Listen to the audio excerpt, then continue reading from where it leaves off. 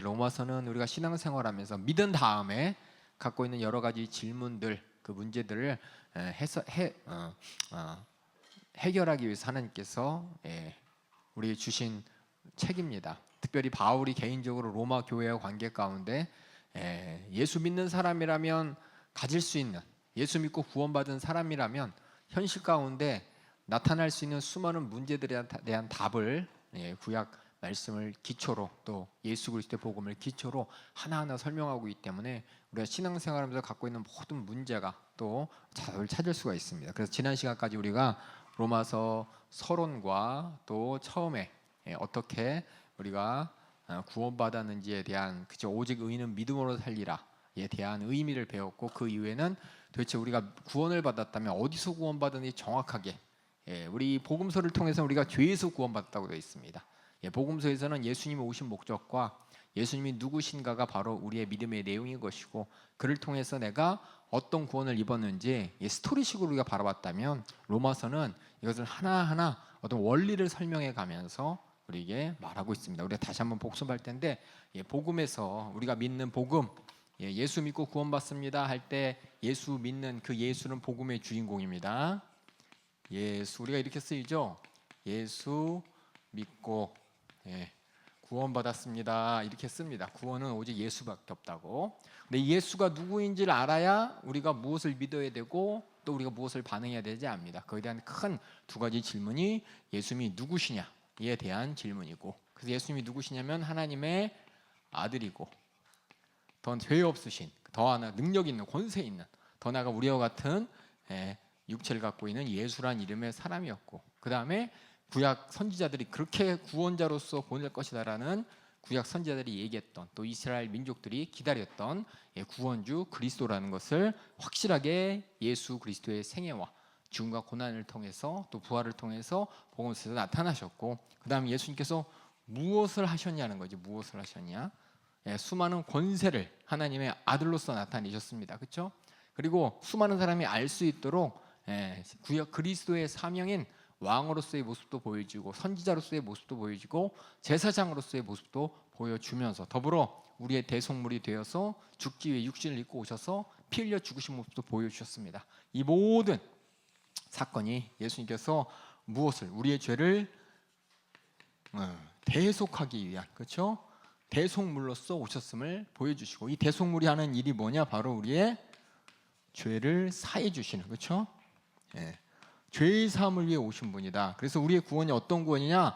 대속물로서의 구원이고, 하나님의 아들 예수 그리스도를 믿음으로의 구원이고, 그래서 구원은 뭐를 위한 구원이냐? 바로 죄의 사함, 구원받아 우리가 죄의 사함 받는 것이라는 것을 우리가 복음성을 통해서 우리가 확실히 알게 된다면, 그렇죠? 여기서 얘기하는 예수 믿고라는 이 믿음에 대해서, 물론 이 예수님의 모든 생애를 통해서 죄의 사함 받는 우리의 믿음의 내용, 예수님이 이 땅에 오셔서 한 내용도 있지만, 더불어서 예수님의 공생애는 또 뭘 가르쳐 주셨냐면, 하나님과 또 우리 인간과 어떤 자세로, 어떤 관계로 우리가 관계를 맺어야 되는지, 인격적인 관계에 대해서 또한 설명을 하고 있습니다. 이 모든 것들을 우리가 합쳐서 다 이해하는 것, 그래서 하나님의 인격적으로 내가 인정하는 것을 믿음이라고 하는데, 그렇다면 이렇게 믿고 구원받았다는 이 구원, 그렇죠? 죄사함의 구원, 죄에서 무엇이 구원받았냐, 또 어떻게 구원받았냐에 대한 자세한 설명, 이 바로 이제 로마서에 대해서 이제 여러 가지, 이 모든 것을 알고 내가 예수 믿고 침례받고 또 구원받았음을 고백하고 예수님 말씀에 순종하면서 살아야지 라면서, 우리가 이제 신앙생활 할 때 다시 한번 우리가 들은 복음과 또 구원과 또 예수에 대해서 다시 한번 여러 가지 질문을, 이렇게 예수의 생애를 쭉 훑어보면서 알아볼 수도 있지만, 질문을 통해 알아본다면 우리가 어디서 구원받았느냐에 대한 질문. 지난 시간에 어디서 구원받았다고 했죠? 죄인데 그거를, 죄를 향한 하나님의 진노, 그렇죠? 하나님의 진노에서 구원받았다고 지난 시간에 얘기했어요. 그렇죠? 하나님의 진노의 이유 두 가지를 얘기하면은, 하나님을 향한 경건치 않은 불경건과, 그렇죠? 이로 말미암는 우리 인간들의 불의, 하나님의 진노를 피할 수 없는 우리의 모습을 바울은 얘기하면서 바로 여기서 구원받았다고. 어디서 구원받았냐? 그냥 그런가 보다가 아니라 이건 정말 절대적인 거죠. 하나님의 진노, 하나님은 공의의 하나님으로서 심판 주십니다. 하나님 앞에 우리는 다 어떻게 피할래야 피할 수 없는, 그렇죠? 이 죄인된 모습으로 살고 있다는 것을 바울이 이방인들에게도 또 유대인들에게도, 그렇죠? 이방인들에게 너희가 본성 하나님을 알면서 이 양심에 어긋나서 그렇게 하나님이 내버려뒀다고 자기가 괜찮은 줄 알죠. 죄인이 앉으면 하나님이 내버려둔 거라고, 회개하기를 기다리면서 내버려둔 그 죄악에 휩싸여 있는 모습이고, 유대인들 너희들은 하나님 말씀을 갖고 있어서 판단하는데 판단하는 너희들이 똑같이 그 일을 하고 있지 않냐 라면서 유대인이나 헬라인이나 다 죄 아래 있다라고 하면서 바울이 어디서 구원받았느냐에 대한 질문을 했다면, 이제 우리는 어떻게 구원받았느냐, 이미 우리 알고 있어요. 어떻게 구원받았느냐에 대한 질문을 이 얘기를 통하면, 그렇죠? 예수 믿고 구원받았죠, 그렇죠? 예수님을 통해서 우리가 갖고 있는 믿음의 내용이 뭐냐? 죄로 말미암아 우리를 구원해 주는 하나님의 약속을 믿은 것입니다. 그래서 예수 믿고를 우리가 종교 선택해서라고 하면 안 돼요. 뭘 믿고 구원받았습니까? 그럼 예수님이 우리에게 주신 약속, 그게 신약이에요, 신약. 다시 말해 우리의 믿음은 약속 있는 믿음입니다. 약속 없이 믿는 분 많아요. 약속 없이 믿는다는 분 많아요. 그냥 하래니까 하는 거예요. 예수 믿고 교회 다니니까 다 구원받은 거지라고 하지만, 실상 내가 믿음의 내용은 하나님 믿어, 하나님 의지하면 하나님이 날 책임져 주신다는데, 그냥 믿어가 아니라 하나님께서 그럼 나에게 주신 이 구원의 본질을 알고, 이렇게 나를 구원하신 하나님이 나를 끝까지 책임져 주신다는 약속을 주셨어요. 그 약속의 중심에 뭐가 있냐? 죄의 사함의 약속이 있습니다. 예수님께서 마지막 유월절 만찬 때 내 살을 받아 먹어라, 내 피를 받아 마시라, 그것이 그냥 막연하게 그냥 먹고 마시는 문제가 아니라, 거기에 뭐가 있냐? 이스라엘 구약, 그렇죠? 구약의 하나님이 약속하신 죄의 사함을 위해서 내가 대속물로서 죽는 고난과 죽음을 네가 경험하라는 겁니다. 경험하라는 거 네가 받아들이라는 거예요. 받아들이는 게 어떻게 네 심령으로, 인격적으로 그걸 인정하고 받아들이라는 거. 그러므로 말미암아 네가 죄의 사함 이루는 언약의 피라고 말씀하셨습니다. 그래서 죄의 사함의 약속을 붙잡고 우리가 인정해서 하나님께 죄 사함 받는 하나님의 자녀가 되고, 내가 다 가만히 그냥 믿어요가 아니라 내가 적극적으로 나가야 되는 겁니다.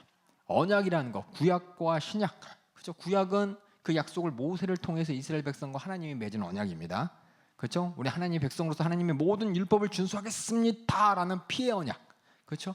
우린 예수님의 피로 말미암아 우리를 죄 사해 주신다는, 그래서 우리는 죄에서 완전히 돌이키겠다는, 하나님의 말씀대로 살겠다는, 하나님을 기쁘시겠다는 그 언약을 하는 것이기 때문에 그 약속이 우리에게 주어진 신약이고, 이 약속을 갖고 있는 사람이 뭐냐? 진짜 예수 믿는 것이고, 근데 그 약속이 어떻게 우리에게 이루어지느냐에 대한 내용이 이제 오늘 함께 할 내용인데, 답은 이미 나왔죠, 그렇죠? 오직 의인은 믿음으로 말미암아 살리라. 이 말은 의인이 될 수 있는 건 믿음으로만 될 수 있고, 믿음으로 말미암아 너희들이 구원받아 살 수 있다는, 다시 믿음으로 구원받는다는 말을 구약에서는 오직 의인은 믿음으로 말미암아 살리라라는 말처럼, 이 믿음이라는 것이 무엇인지 다시 로마서가 이 전체적인 내용을 다시 설명하는 거예요. 다른 용어로 설명되어 있는 걸 우리가 잘 들으실 겁니다. 근데 기억할 될 건, 로마서에서 얘기하는 모든 믿음의 내용은 예수 그리스도의 공생애와 복음서에 나와 있는 그 모든 사실을 염두하고 하셔야 돼요. 복음서에 설명한 예수 그리스도가 누구시고 뭐 하셨는지, 나랑 어떤 관계인지 그걸 다 알고 그 다음에 로마서를 읽어야지, 복음서 없이 그냥 예수 믿고 구원받는다 그래서 교회 왔는데 그냥 로마서를 보면은 하나도 안 보여요. 뭔 얘기하는지 그냥 예수 그리스도 대속으로, 뭔지 모르지만 대속인가 보다, 예수님을 믿음으로 그런가 보다 그랬지, 요 내용을 바탕으로 해서 지금 로마서를 읽으셔야 됩니다. 로마 교회가 지금 어떤 상황이냐? 이미 예수 그리스도의 복음을 듣고, 그렇죠? 예수를 믿는 것이 뭔지 알고, 예수의 죽음과 고난이 바로 하나님께서 정하셨던 우리를 구원하시기 위한 죄 사함을 위한 대속물인 것도 다 알고 있었어요. 알고 믿은 다음에 그 다음에 거기에 유대인과 또 이방인 그리스도 간에 어떤 문제들이 있잖아요. 그 문제들을 해결하는 목적이 바로 로마서 쓴 목적이고, 그걸 알려면 뭐냐? 우리가 어디서 구원받았는지 다 똑같이, 유대인이나 헬라인이나 똑같이 다 죄에서 구원받았기 때문에 하나님께서 우리를 향한 그 뜻과 목적을 같은 믿음으로 소유한다고 지금 계속해서 말하고 있는 겁니다. 그럼 오늘 한번 다시 우리 이제 어떻게 구원받았는지에 대한 질문을 우리가 오늘 이 시간 함께 읽어볼 텐데, 이걸 뭐라 그러냐? 처방이라 그랬어요. 우리가 의사한테 가면은 맨 처음에 엑스레이도 찍고 검사도 하죠. 우리가 어디가 아픈지를 알아요, 그렇죠? 어디가 아픈지를 알면 그것을 고치는 걸 처방이라고 하죠, 그렇죠? 그래서 어떻게 우리가 그 문제를 해결받았나, 여기 보면 처방이 두 가지로 써요. 하나는 믿음으로, 하나님의 은혜로 이렇게 써 있어요. 믿음과 은혜가 분리된 게 아닙니다. 같은 우리가 예수 믿고 구원받았습니다. 예수로 구원받 이걸 다른 말로 믿음으로 구원받았습니다라는 실질적으로 경험할 수 있는 쓸 수 있는 내용도 있지만 전체적인 하나님과 우리의 관계는 어떤 관계냐가 두 번째는 은혜로예요. 은혜로. 내용으로 보면은 내가 하나님이 주신 약속을 믿음으로 전체적으로 보면은 이게 전부 다 하나님의 은혜라는 겁니다. 예. 그래서 우리가 구원받은 것 믿음으로 하나님의 은혜 이게 분리된 게 아니라 하나예요. 하나인데 이것을 자세히 예수 생애를 들춰보면서 하나님의 약속을 붙잡고 우리가 예수를 믿음으로 멀리서 보면 이 모든 것을 행하신 게 하나님께서 하셨기 때문에 하나님의 은혜로 라는 말로 우리의 구원을 설명합니다. 그래서 제가 이렇게 두 가지 썼어요. 그래서 우리 한번 3장 우리 21절부터 24절까지의 내용을 여러분이 그냥 읽지 마시고 예수의 생애를 잘 살펴보면서 읽으셔야 돼. 우리 3장 21절부터 24절까지 천천히 읽어주세요. 이제는 율법 외에 하나님의 한 의가 나타났으니 여기서 율법이 하나님의 의예요. 하나님의 의의 말씀입니다. 다시 말해서 하나님의 의가 딱 있으면 하나님의 의 앞에 요 밑에 있는 사람은 심판의 대상입니다. 하나님의 의가 있는 곳은 항상 심판과 구원이 있어요. 하나님의 의는 뭐냐? 기준이죠. 하나님의 의는 뭐냐? 의와 불의를 나는 기준입니다. 그래서 율법을 통해서 우리가 죄를 찾았죠. 그렇죠? 무슨 말씀인지 알겠어요? 심판 가운데 심판당할 모습을 찾았다면 우리 예수님을 통해서 뭐냐? 우리는 심판에 대해서 구원의 대상이 됐기 때문에 율법 외의 한 의 똑같아요. 예수님을 통해서 율법을 통해서 우리는 뭘 발견하느냐? 내가 죄인이구나를 발견하는 것이고 율법은 그걸 해결할 수 없었지만 예수님은 그걸 해결하셨단 말이에요. 그래서 한번 또 계속 읽어주세요. 한 의. 그래서 율법에 한 의가 나타났으니 이 말은 의가 뭐냐를 잘 알아야 돼요. 하나님의 공의라고 생각하시고 공의는 심판하시는 기준입니다. 그렇죠? 율법의 하나님의 심판하시는 기준, 심판에 대한 하나님의 권세가 나타났으니 읽어주세요. 율법과 선지자들에게 증거를 받은 것이라. 이 말이 뭘까요? 율법과 선지자들에게 증거를 받은 것이니라. 증거는 뭐냐면 율법과 선지자가를 통해서 뭐예요? 예수님이 한 의라는 게 증거되는 거죠. 무슨 말씀인지 알겠어요? 예수님께서는 어떤 분이냐면은 다시 여기 우리가 꼭 기억해야 될 게 율법 하니까 그냥 막연하게 하지만 율법의 대표를 모세오경이라고 합니다. 그렇죠? 모세오경이 율법이에요. 그렇죠? 그럼 율법을 다른 말로 바꿀게요. 모세오경이 그리고 선지자들이 증거하는 바라. 그리고 우리가 선지자가 예언했다는 거 알죠? 선지자가 예언한 대로 예수님이 이 땅에 오셨어. 죽으시고 부활하시고 다시 오실 그 약속을 주셨습니다. 그렇죠? 그럼 모세는 뭐냐? 모세도 똑같이 예언했습니다. 신명기에 모세가 이스라엘 백성들에게 나와 같은 선지자를 하나님이 보내실 것이다 라고 예언했어요. 너희는 그 말을 들어라 라고 했어요. 그래서 예수님 뭐냐? 제2의 모세라는 말이 맞아요. 그래서 율법과 선지자가 증거한 것이라. 다시 말해 율법과 모세와 또 선지자들이 예언한 바다. 그래서 대부분 저도 마찬가지였어요. 저도 이제 모세오경을 잘 그냥 율법으로만 알고 모세가 이스라엘 백성의 준 글로만 알고 그러면서 그냥 쓱 어느 자세히 읽어보니까 거기에 뭐가 나왔냐? 모세가 이스라엘 백성들에게 후일에 하나님께서 나와 같은 선지자를 너에게 보내실 것이다 라는 약속이 있었어요. 신명기에. 우리가 같이 마가복음 하신 분들은 알 거예요. 그 모세가 예언했던 그래서 이스라엘 백성들이 모세의 말을 들어서 하나님이 뭘 원하시는지를 깨달았잖아요. 마찬가지로 이제 예수님을 통해서 하나님 우리에게 뭘 원하시는지를 깨달은 것입니다. 그게 이제 율법과 선지자의 증거를 받은 것이니라. 그래서 예수님께서 뭐라 그랬냐? 나는 뭐냐? 모세와 선지자 글과 시편에 써 있는 거 바로 나야. 거기서 모세가 얘기했던 선지자가 나고 수많은 선지자들이 얘기했던 그리스도가 나고 시편에서 예견했던 그 하나님의 아들로서 권세 있는 자가 바로 나야라는 걸 예수님께서는 뭐냐? 제자들에게 계속해서 가르치셨어요. 언제까지 가르치셨냐? 부활하시고 나서 승천하기 전에도 제자들한테 계속 그걸 가르치셨어요. 부활하신 다음에 제자들이 예수님께서 죽으셨는데 부활하셨잖아요. 깜짝 놀라서 아무도 믿지 못했지만 예수님은 계속 제자들을 만나서 하시는 게 뭐냐? 짠 나타났다 없어지고 나타났다 없어진 게 아니라 제자들한테 계속 내가 부활한 내가 그것만 봐도 신기한데 그렇죠? 이게 바로 성경에서 얘기했던 모세와 선지자와 시편의 글이 이루어진 거라고 누가복음 24장에 예수님이 말씀하셨어요. 우리 누가복음 24장 44절 한번 읽어주세요. 또 이르시되 내가 너희와 함께 있을 때에 너희에게 말한 바. 이게 뭐냐면 예수님께서는 십자가 달려 죽기 전에 공생의 기간 동안에 제자들과 함께 있을 때 계속 얘기했었던 거예요. 뭘 얘기했냐? 읽어주세요. 곧 모세의 율법과 선지자의 글과 시편의 날을 가리켜 기록된 모든 것이 이루어져야 하리라 한 말이 이것이라 하시고, 이것이 뭐냐면 예수님이 죽으시고 부활하신 것, 바로 그거라고 예수님이 말씀하신 것처럼 이 뭐냐, 지금 바울도 로마서 교회에게 바로 이 예수님이 바로 모세의 그린 율법과 또 선지자의 예언을 증거를 받은 것이니라. 그러면서 22절 읽어주세요. 곧 예수 그리스도를 믿음으로 말미암아 모든 믿는 자에게 미치는 하나님의 은이 차별이 없느니라. 자꾸 차별하는 얘기가 뭐냐면 이방인이나 유대인이나 똑같다라는 겁니다. 그렇죠? 모세 율법을 갖지 못한 자들까지도 예수님을 통해서는 모든 사람들이 하나님의 뜻이 무엇인지 알고 하나님의 구원을 받는다는 거, 이거 얘기한 겁니다. 그래서 예수 그리스도를 믿음으로라고 돼 있죠. 근데 뭘 믿냐? 예수 그리스도를 믿음으로. 예수님이 누구시고 뭐 하셨는지 이 전체적인 내용을 보셔야 돼요. 믿음이라는 내용을 설명하려면 한도 끝도 없어요. 나 인정해, 믿어, 이거 아니에요. 더 깊이 있어요. 하나님과의 관계가 어떤 관계인지도 알아야 되는 것이고, 하나님께서 우리에게 주신 약속이 뭔지도 알아야 되는 것이고, 더 나아가 예수님께서 이 땅에 왜 오셨는지 무엇을 하셨는지도 정확하게 알고 내가 하나님과의 관계를 맺는 게 믿음입니다.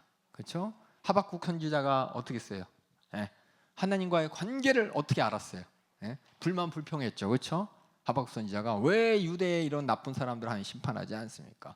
왜 저런 더 못된 저 이방의 나라인 바벨론이 하나님의 나라 이 유다를 처벌해야 됩니까? 난 도무지 이해가 안 되는데 하나님께 따지면서 하나님과의 대화 가운데 하나님과의 관계를 깨달았어요.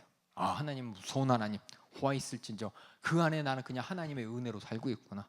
은혜로 구원받는 거구나. 내가 시시비비를 가릴 내가 바로 심판의 대상이었구나. 나를 향한 하나님의 뜻은 심판함이 아니라 내가 하나님을 만나게 원하신 이 무서운 하나님의 진노의 주권을 내가 인정하고 그 안에서 내가 하나님의 긍휼 받은 자를 깨달을 때 내가 비로소 이것을 하나님이 원하시는구나 라면서 이걸 맺었기 때문에 더 이상 필요 없다는 거예요. 이 땅에 육신에 무화과 나무가 있던 송아지가 있던 그게 중요한 게 그 하나님의 심판 앞에 내가 하나님의 은혜로 긍휼로 구원받았다는 이걸 내가 깨달았구나. 그래, 오직 의인은 믿음으로 말미암아 사는구나라는 걸 똑같이 얘기한 것처럼, 그러니까 예수님이 이 땅에 오셔서 사신 공생애를 통해서 우리는 뭘 보냐? 하나님의 무서운 진노를 바라보는 것이고, 뭐에 대한 진노? 죄에 대한 진노를 바라보는 것이고, 그럼에도 불구하고 하나님은 예수 그리스도를 통해 우리에게 약속을 주셨어. 그 약속을 믿는 자, 우리를 불쌍히 여기서 살 길을 열어주신 그 하나님 앞에 내가 그 하나님을 만나고 그 하나님의 은혜로 구원받은 걸 내가 인정한 게 바로 예수 그리스도를 믿음으로, 그렇죠? 그렇게 예수 그리스도를 통해서 하나님과의 믿음의 관계가 된 자는 모두가 하나님의 의 앞에 선다는 거죠. 의 앞에서 심판의 대상이 아니라 구원의 대상이 된다는 이 내용이고, 이걸 또 다시 한번 쭉 설명하면 23절 24절 읽어주세요. 모든 사람이 죄를 범하였음에 하나님의 영광에 이르지 못하더니. 이게 어디서 구원받았냐? 그렇죠? 이런 상황에서 구원받았다. 우리 어떻게 구원받았냐? 24절 읽어주세요. 그리스도 예수 안에 있는 구속으로 말미암아. 예수 안에 있는 구속. 예수 안에 있는 구속이 다른 말로 구원입니다. 예수 안에서 어떻게 구원받았냐? 그 약속을 믿어. 그렇죠? 예수님이 우리의 대속물이 되셨다는 그를 보내신 하나님의 약속을 믿어. 우리가 말미암아. 그다음 두 번째로는 하나님의 은혜로 값없이 의롭다 하심을 얻은 자 되었느니라. 하나님의 은혜로 가까이 보면은 내용으로 보면은 예수님을 통해서 하나님께서 우리의 죄를 사해 주신 이것을 내가 이 구속으로 말미암아 이미 믿음이 전제된 이것으로 이 사건으로 말미암아. 근데 이것을 멀리 봤더니 이게 나는 가만히 우리가 하나님한테 예수를 보내주세요 뭐 그리스도를 한 것도 없이 예수님께서 하나님의 아들이라는 죄 없으신 보낼 줄 아무도 몰랐죠. 하나님께서 주도하신 구속의 역사 가운데 나는 그냥 아무것도 내가 하나님한테 주장할 것 없이 하나님이 다 이루셨어요. 그래서 은혜로라는 겁니다. 그래서 믿음으로라는 말 안에는 항상 은혜로가 동반되는 겁니다. 그래서 우리가 믿음으로 구원받았습니다. 지적인 동의가 아닙니다. 믿음으로 이 말은 뭐냐면 하나님이 주신 약속을 내가 붙잡음으로, 자세히 얘기하면은 그 약속을 하나님이 주셨는데 그게 나한테 뭘 해라고 요구한 게 아니에요. 너 구원받으려면 네 재산 반 바쳐야 돼. 너 구원받으려면 한 주도 빠짐없이 예배 시간 늦으면 안 돼. 이렇게 어떤 조건을 걸어서 우리를 구원하신 것이 아니라 그냥 예수를 통해서 하나님이 우리를 얼마큼 사랑하신 걸 알고 내가 하나님을 인정함으로 해요. 하나님이 다 알려주시고 너는 잡기만 믿기만 하라는, 이게 은혜로라는 겁니다. 그래서 믿음으로. 이게 똑같은 말. 이 말을 잘 보세요. 똑같은 말이에요. 멀리서 보면 예수 생애를 가까이 보면 예수 그리스도를 통해 우리에게 주신 예수 그리스도 생애 안에 예수를 통해 주신 구원으로 말미암아 멀리서 본 이 모든 게 하나님이 하셨죠. 하나님의 은혜로 우리가 뭐냐? 의롭다 하심을 얻었다. 의롭다 하심을 얻었다는 건 하나님의 의의 심판의 대상이 아니라는 거죠. 다른 말로 구원받았다는 얘기입니다. 그래서 우리가 의롭게 되었다, 이 말은 뭐냐면 하나님께서 우리를 죄로 심판하지 않겠다는 말하고 똑같은 겁니다. 다시 말해 우리 죄의 문제를 해결받았다는 거랑 똑같은 말입니다. 예, 그래서 참 이게 참 이해가 안 가는 거예요. 왜? 종교하고 바로 우리 하나님하고 차이예요. 다른 종교들은 하나님이 누군지 몰라요. 그렇죠? 하나님에 대해서 알 수가 없어요. 그러니까 하나님이 있다는 건 알지만 그 하나님과 내가 어떻게 나가야 되냐? 세상을 바라볼 때 뭔가 이렇게 주면 이렇게 대가를 지불하겠지라고 해서 열심히 자기의 행동을, 자기의 어떤 선덕을 내놓으면서 하나님 그러니까 나 천국 가겠죠? 라면서 내가 조건을 걸지만 우리 진짜 하나님이 성경 말씀을 통해 우리 가르쳐주신 관계는 우리는 어느 누구도 하나님 앞에 내놓을 것 없는 죄인이라는 겁니다. 근데 하나님께서는 다 구속 역사를 주도하셨어요. 죄인인 내가 죄를 깨닫게 하여 주시고, 다시 말해서 나의 본질을 바꾸셔. 죄된 본질을 하나님의 은혜로 말미암아 죄를 지을 수 없는 본질로 바꿔주셨어요. 어떻게 바꿉니까? 사람이 바꿀 때 어떻게 해요? 돈 줬으면 억지로 시켜서 바꿔지나요? 사람의 본성은 언제 바뀌냐면은 감동받을 때 바뀌어요. 그렇죠? 무슨 말씀인지 알겠어요? 경험을 통해 바뀌어요. 누가 뭐 이렇게 너 이제부터 뭐 해야 돼? 억지로 해서 바뀌는 게 아니에요. 억지로, 야 그럼 억지로 하면 얼마나 줘요? 감옥에 있는 사람 다 불러가지고, 그죠? 돈을 줘가면서 너 착하게 살아야 돼. 억지로 다 바꿔요. 그 사람들이 다 그럼 감옥에서 살인자들이 갑자기 돈을 받고서 야 살인하지만 착하게 살아야지 바뀌는 게 아니잖아요. 억지로 바뀌는 게 아니라 어떠냐? 그 사람들이 내가 이렇게 죄가 무서운 거구나. 재판을 통해 깨닫거나 아니면 어떤 감화를 받거나 그 사람의 인생에 어떤 터닝 포인트가 있잖아요. 내가 여태까지 생각했던 게 잘못됐구나라는 것을 딱 알고 사람이 확 변하잖아요. 그렇죠?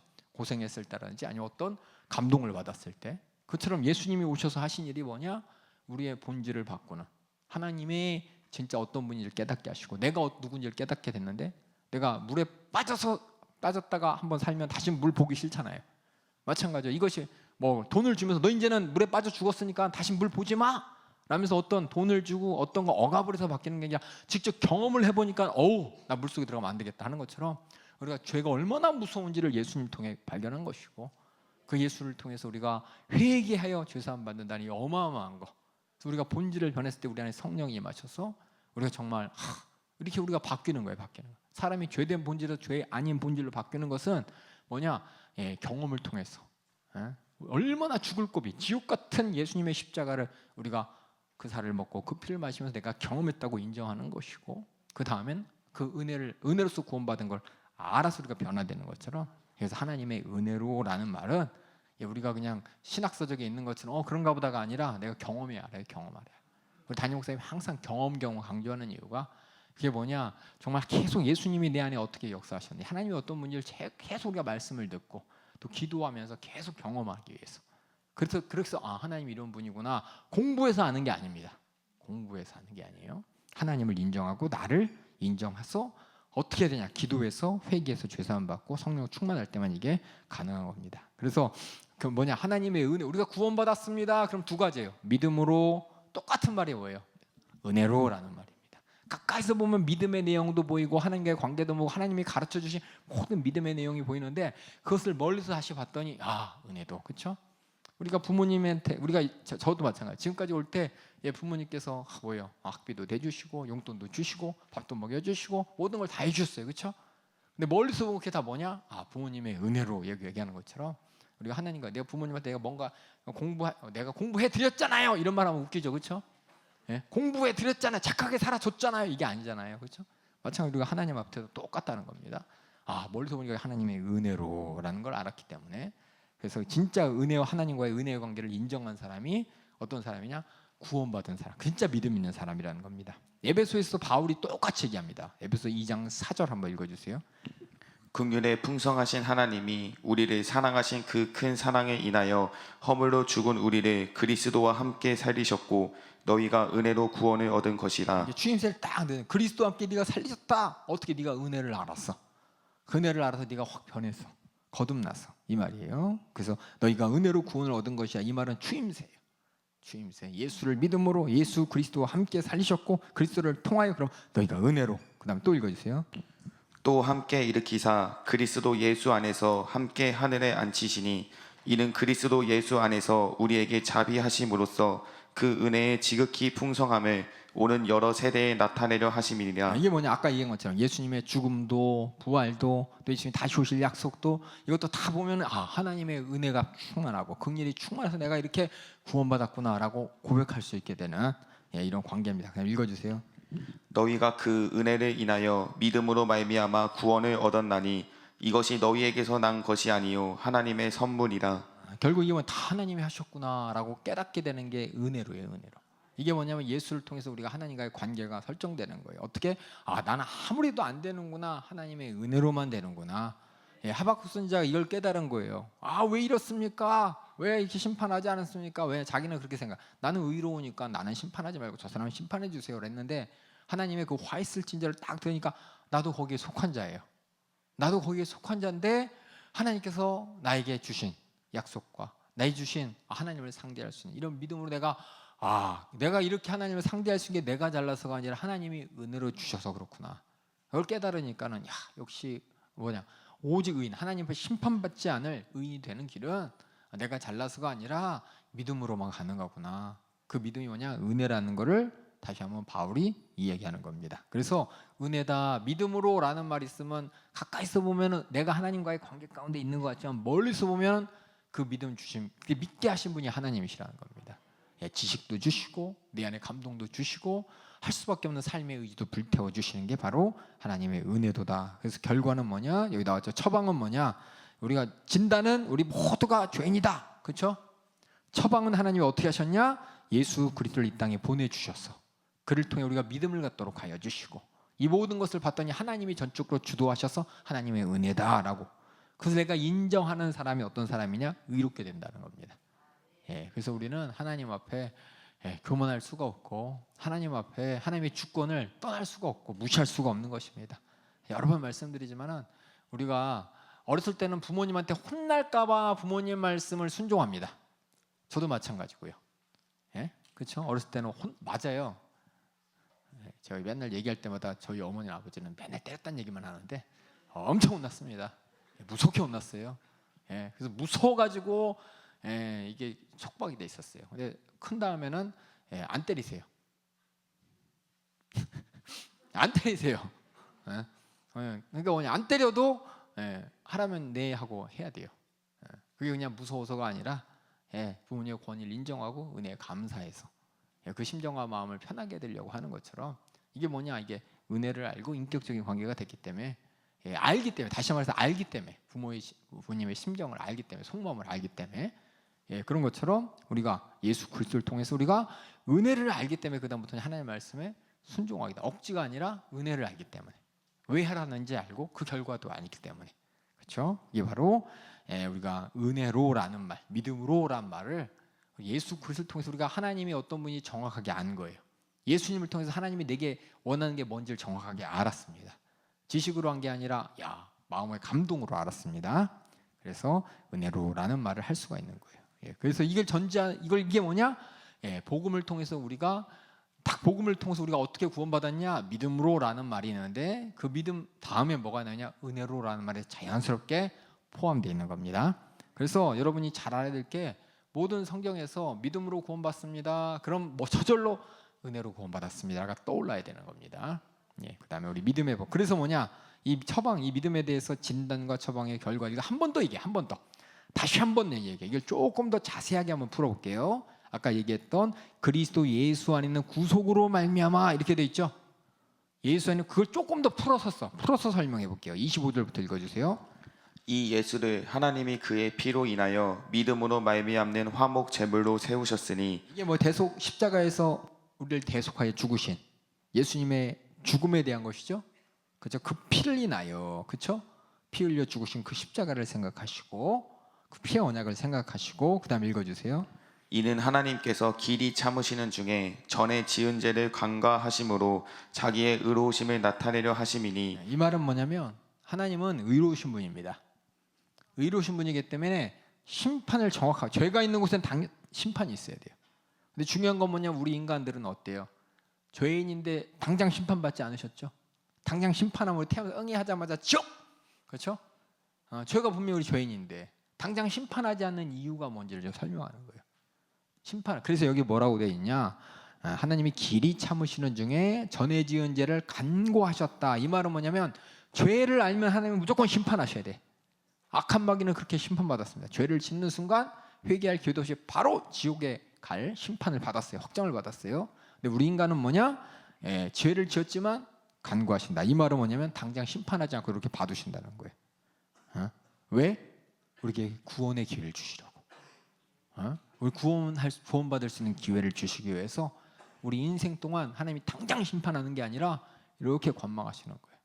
이게 뭐냐? 멀리서 하나님의 입장이에요. 하나님 입장. 우리는 그럼 막 별의별 질문이 다 나와요. 그렇죠? 바로 심판, 아예 심판하지 마시지 그러면. 우리 모든 죄인이라, 우리 인간 죄 심판을 하셔야 되는데 하나님께서 이게 유보한 거예요. 유보했다는 것이 그냥 내 권리가 아니에요. 하나님께서 은혜로 유보시켜 주신 거예요. 우리 인생이. 그렇죠? 죽을 때까지 그 시간이 뭐냐? 우리가 심판으로 말미암아 유보된 시간. 심판에서 잠깐, 심판은 확정됐지만 유보된 시간. 근데 그 안에 뭐냐? 하나님께서는 예수 그리스도의 속죄의 피로 죄 사함 받을 수 있는 기회를 주신 겁니다. 그래서 뭐냐? 길이 참으시는 중에, 여기 나왔잖아요. 예수님께서 십자가 달려 죽은 것, 이건 뭐 때문이냐? 하나님이 길이 참으시는 중에 우리 죄를 당장 심판하지 않으심으로, 하지만 그 예수를 통해서 우리가 구원받은 기회를 갖게 하심으로 말미암아, 그렇죠? 결국 뭐냐? 예수님을 심판하시는, 다시 한번 25절 처음부터 읽어주세요. 이 예수를 하나님이 그의 피로 인하여 믿음으로 말미암는 화목 제물로 세우셨으니. 화목 제물은 뭐예요? 대속물이란 얘기죠. 죽음이란 얘기죠. 십자가에서 우리 죄를 짊어지고 죽으셨다는 얘기죠. 이렇게 화목 죽을 제물로 세우셨으니, 이는 읽어주세요. 이는 하나님께서 길이 참으시는 중에 전에 지은 죄를 간과하심으로 자기의 의로우심을 나타내려 하심이니. 자기의 의로우심을 나타내심을 함이니. 하나님의 의로움을 나타내면 어떤 일이 나타나냐? 뭐가 나타난다 그랬죠? 심판이에요. 항상 여러분 생각하세요. 결국 뭐냐? 자기의 의로우심을 나타내미니. 왜냐? 악한 마귀가 끊임없이 참소하잖아요. 하나님이 당장 심판하지 않을 때 우리가 하나님께서 심판주의인지를 몰라요. 하나님의 의로운 분이라는 걸 몰라요. 우리가 하나님을 바라볼 때 하나님은 의롭습니다라고 하려면 하나님이 심판주가 돼야 돼요. 근데 하나님이 지금 우리에게는 심판주가 되지 않으셨어. 그렇죠? 악한 마귀에게는 이미 심판하셔서 그들을 위해서 지옥을 예비하시고 이제 마지막 그들을 집어넣기 위해서 기다리고 계신데, 우리는 뭐냐? 심판하지 않으시고 오히려 뭐냐? 우리에게는 유보의 시간을 주죠. 죄를 간과했다, 이 말은 당장 심판하지 않으시고 예수 믿을 수 있는 기회를 주셨고, 그로 말미암아, 하지만 예수님이 십자가에서 고난받고 죽으신 것을 통해 우리가 뭘 보냐? 하나님 정말 죄에 대해서 가차없는 분이구나, 이걸 아는 거야. 무슨 얘기인지 아시겠죠? 하나님은 죄에 대해서 가차 없으신 분인데 우리는 죄를 간과하셨을 뿐이야. 근데 예수를 통해서 우리가 뭘 발견하면 하나님께서 정말 죄에 대해서 가차없이 의로우신 분이구나 라는 걸 나타내고, 그렇죠? 그게 뭐냐? 자기의 의로우심을 나타내는 것이고, 더 나아가서 죄에 대해서 가차없는 하나님의 공의의 심판, 이때 자기도 의로우심을 나타내서, 언제냐? 예수님께서 화목제물로 삼으실 때는 하나님의 죄에 대한 가차없는 심판이 우리 모두가 알게 됐기 때문에 하나님의 의가 나타나는 시간이고, 더 나아가 뒤에 중요해요. 자기도 의로우시며, 이 말은 뭐냐면 하나님의 의가 나타나는 것뿐만 아니라 뒤에 예수 믿는 자를 의롭다 하심을 이루어지려 함이라. 예수 믿는 자는 어떤 자들이에요? 죄 사함의 약속을 받은 자죠. 그들에게는 하나님의 의가 심판이 아니고 뭐라 그랬어요? 구원이 이른 거예요. 그러니까 뭐냐? 십자가를 통해서 하나님은 공의의 하나님으로 의를 나타내셔야 돼. 근데 하나님이 하나님만의 의를 딱 나타내면 우리 인간들도 다 심판당해서 지옥 가야 되는데, 하나님께서는 예수 그리스도를 대속물로 삼으셔서 우리 죄를 다 담당케 하셔서 죄에 대해 확실하게 심판하시면서 동시에 그 예수를 믿는 자에게는 심판이 아닌 구원을 허락하셨죠. 그래서 우리가 의롭게 된 거죠. 그래서 예수를 통해서 나타나는 게 하나님의 의와 더불어서 우리의 의도, 우리가 의롭다는 것도 나타나는 거예요. 이게 참 어려운 말인데 더 이상 그래서 우리가 하나님한테 따질 수가 없는 거예요. 하나님 왜 저 사람들, 저렇게 나쁜 사람들 왜 심판하지 않으십니까? 하나님 공의 하나님 맞습니까? 라고 많은 사람이 물어볼 때, 야, 나는 너희들의 모든 죄를 예수가 짊어지게 해서 이렇게까지 공의로운 분이라고 나타나셨고, 그 공의 앞에 우리가 의롭다 하심을 얻을 수 있도록 예수 믿을 수 있는 기회를 주셨다는 거예요. 예? 이게 뭐냐? 하나님이 우리를 구원하신 이것을 믿음으로라고 하는 것이고, 또 하나는 은혜로라고 하는 것입니다. 예, 그래서 곧 이때 이 말은 뭐냐면, 우리 간구하시지만 예수님이 화목제물로서 우리 죄를 짊어지고 죽으실 때 그게 이때예요. 맞죠? 26절에 곧 이때 이 말은 뭐냐면 예수님께서 화목제물로 죽으실 때라는 거예요. 예수님께서 화목제로 죽으실 때 그때 뭐냐? 우리를 심판한 게 아니라 간구하셨죠, 우리를. 그렇죠? 그러면서 우리 죄를 예수님이 대속물로서 짊어지게 하셨죠. 그래서 우리 죄를 예수님에게 쏟아 부으면서 하나님이 우리를 향한 하나님의 공의의 심판을 나타냈지만 더불어 우리는 예수를 통해 죄사함의 약속을 붙잡았기 때문에 우리는 하나님의 심판의 대상이야. 그 심판을 삐껴나서 의롭다고 인정받는 어떻게 구원을, 그렇죠? 내가 잘나서 하니까 하나님께서 은혜로 주셨죠. 아들을 통해 이루어 주셨죠. 그 말이 이제 25절, 26절이 어려워요, 이 말이. 근데 여러분이 읽으면서 잘 생각하세요. 25절부터 다시 한번 읽어요. 이거 잘 들으면서 여러분이 제가 얘기한 걸 머릿속에 기억하세요. 하나님은 공의로운 분으로서 당연히 심판하심으로, 심판을 통해서 뭐냐? 하나님의 주권이 나타나죠. 하나님의 심판주로서의 공의가 나타납니다. 하나님이 공의의 하나님으로서 그냥 무조건 하나님의 공의를 행하신다면 우리 모두는 어떻게 돼요? 바로 지옥 가야 돼요, 지옥. 근데 하나님께서는 잠깐, 그렇죠? 잠깐 유보하셨어. 이걸 간구하신 거예요. 간구하시고 그 사이에 누굴 위해? 예수를 보내셔서 예수를 통해 우리 모든 죄를 짊어지게 하심으로 말미암아, 그렇죠? 하나님이 의롭다고 누가 아닌데요라고 할 사람 없고, 또 우리는 예수 믿고 구원받는 하나님의 약속을 가졌기 때문에 우리는 뭐예요? 심판받는 대상이 아니라 구원의 대상이 된 거. 이 모든 게 뭐냐? 믿음으로라는 말 안에 다시 말해서 예수님의 공생애와 죽음과 심판을 원리적으로 설명한 거예요. 원리적으로 설명한 거. 다시 한번 우리 믿음의 법, 요건 이제 이게 여기 있는 내용이 뭐냐? 24절의 내용이에요. 그리스도 예수 안에 있는 구속으로 말미 하나님의 은혜로 값없이라는 말이 이걸 조금 더 펼쳐보면은 우리 25절, 26절입니다. 다시 한번 25절, 26절 읽어주세요. 이 예수를 하나님이 그의 피로 인하여 믿음으로 말미암는 화목 제물로 세우셨으니 이는 하나님께서 길이 참으시는 중에 전에 지은 죄를 간과하심으로 자기의 의로우심을 나타내려 하심이니 곧 이때에 자기의 의로우심을 나타내사 자기도 의로우시며 또한 예수 믿는 자를 의롭다 하려 하심이니라. 그렇죠? 예수 믿는 자의 모든 죄를 다 예수를 통해서 심판하셨기 때문에 우리 예수 믿는 자들을 죄값 다 치르시고 우리는 구원받는 대상이에요. 그 죄는 예수를 통해서 해결하심으로 말미암아 하나님의 누구도 불평할 수 없어요. 하나님은 왜 심판하지 않으십니까? 심판하셨어요. 그렇죠? 예수의 십자가 앞에 우리 모든 죄에 대한 심판을 다 쏟아 부어 넣어주시고, 우리는 하나님의 의 앞에 구원받은 자에서 의롭게 만들어 주셨죠. 하나님의 의도, 우리의 의도 이렇게 나타난 것이 바로 십자가의 사건입니다. 그래서 이게 참 어렵지만은 이게 뭐냐? 우리의 믿음의 내용이에요. 예수님은 그것을 위해서 이 땅에 오셨다는 겁니다. 이것을 위해서 하나님께서는 구속의 계획을 세우신 것이고, 그래서 뭐냐? 믿음으로라는 말로 항상 우리가 구원받은 것 앞에 믿음을 전제했을 때 큰 그림에 보면 은혜다, 그렇죠? 우리가 하나님 앞에 이렇게 해주세요 얘기한 것도 아니에요. 하나님께서 다 이루시고 우리에게 보여주시고 설명해 주셨습니다. 그래서 성경에 보면 우리가 구원받은 것은 다 은혜로 구원받았다. 그래서 옆에 여러분 책 보면은 엄청나게 많은 구절이 있어요. 그렇죠? 구원은 뭐냐? 우리의 잘나서 하나님 앞에 내가 이렇게 해결했으니까 나 천국 보내줄 거죠? 대부분 영화들이 옥황상제 아니죠? 염라대왕 앞에서, 그렇죠? 죄값을 치르잖아요, 그렇죠? 그러면서 착한 일 했으니까 너는 극락에 가라, 천국에 가라 이러고, 너는 악한 일 했으니까 지옥 가라 이렇게 하잖아요, 그렇죠? 근데 우리가 구원받은 것은 내가 착한 일에서 구원받은 게 아니라는 겁니다. 내 본질은 악해요. 아무리 선한 일을 하더라도 내 안에서 뭐가 들어있냐? 하나님이 인정하지 않는 내 안에 하나님을 무시하려는 마음이 있고, 또 사람들이 안 보면은 죄를 지을 때 거리낌 없이 죄를 짓는 마음이 있고, 또 그런 말미암아 하나님의 있잖아요. 우린 이방 사람으로서 하나님 말씀을 모를지라도 이 안에서 하면 안 되는데 하면서 하는 거 있고, 또 하나님 말씀을 알아도 말씀은 말씀이고 이거 실상은 틀리지 하면서 실상대로 사는 사람이 있고, 이렇게 우리 모두가 하나님 앞에 다 죄인인데 하나님이 우리를 구원하신 것은 내가 뭔가 해서가 아니라 하나님의 은혜라는 겁니다. 그래서 여러분이 이 성경을 읽으면 창세기 1장부터 11장까지 내용이 창조, 타락, 노아 홍수, 바벨탑 사건 네 가지 나옵니다. 이 네 가지 사건이 옛날에 그런 일이 있어서가 아니라 뭐냐, 우리 인간은 다 죄인이라는 겁니다.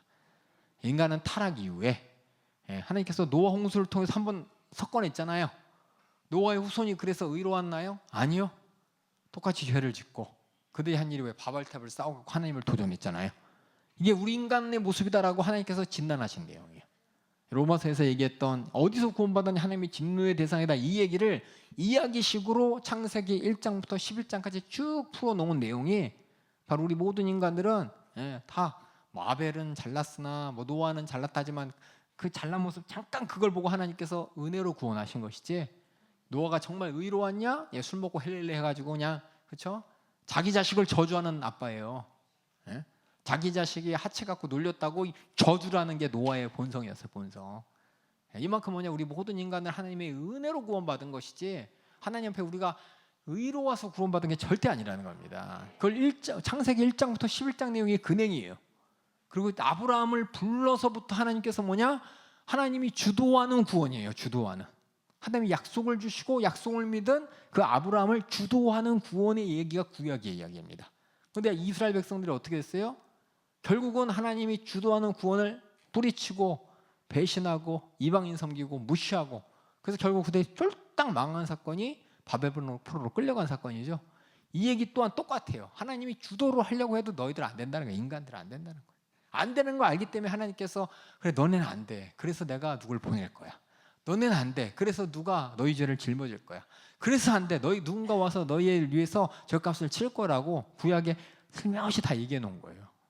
그래서 성경 전체적으로 뭐냐, 하나님이 주도하는 구원의 길, 구약의 사건을 통해 발견하고 예수를 통해 하나님이 이렇게 확실하게 주도하셨다는 걸 믿음으로, 아, 은혜구나 라고 깨달으면서 우리가 구원받은 것입니다.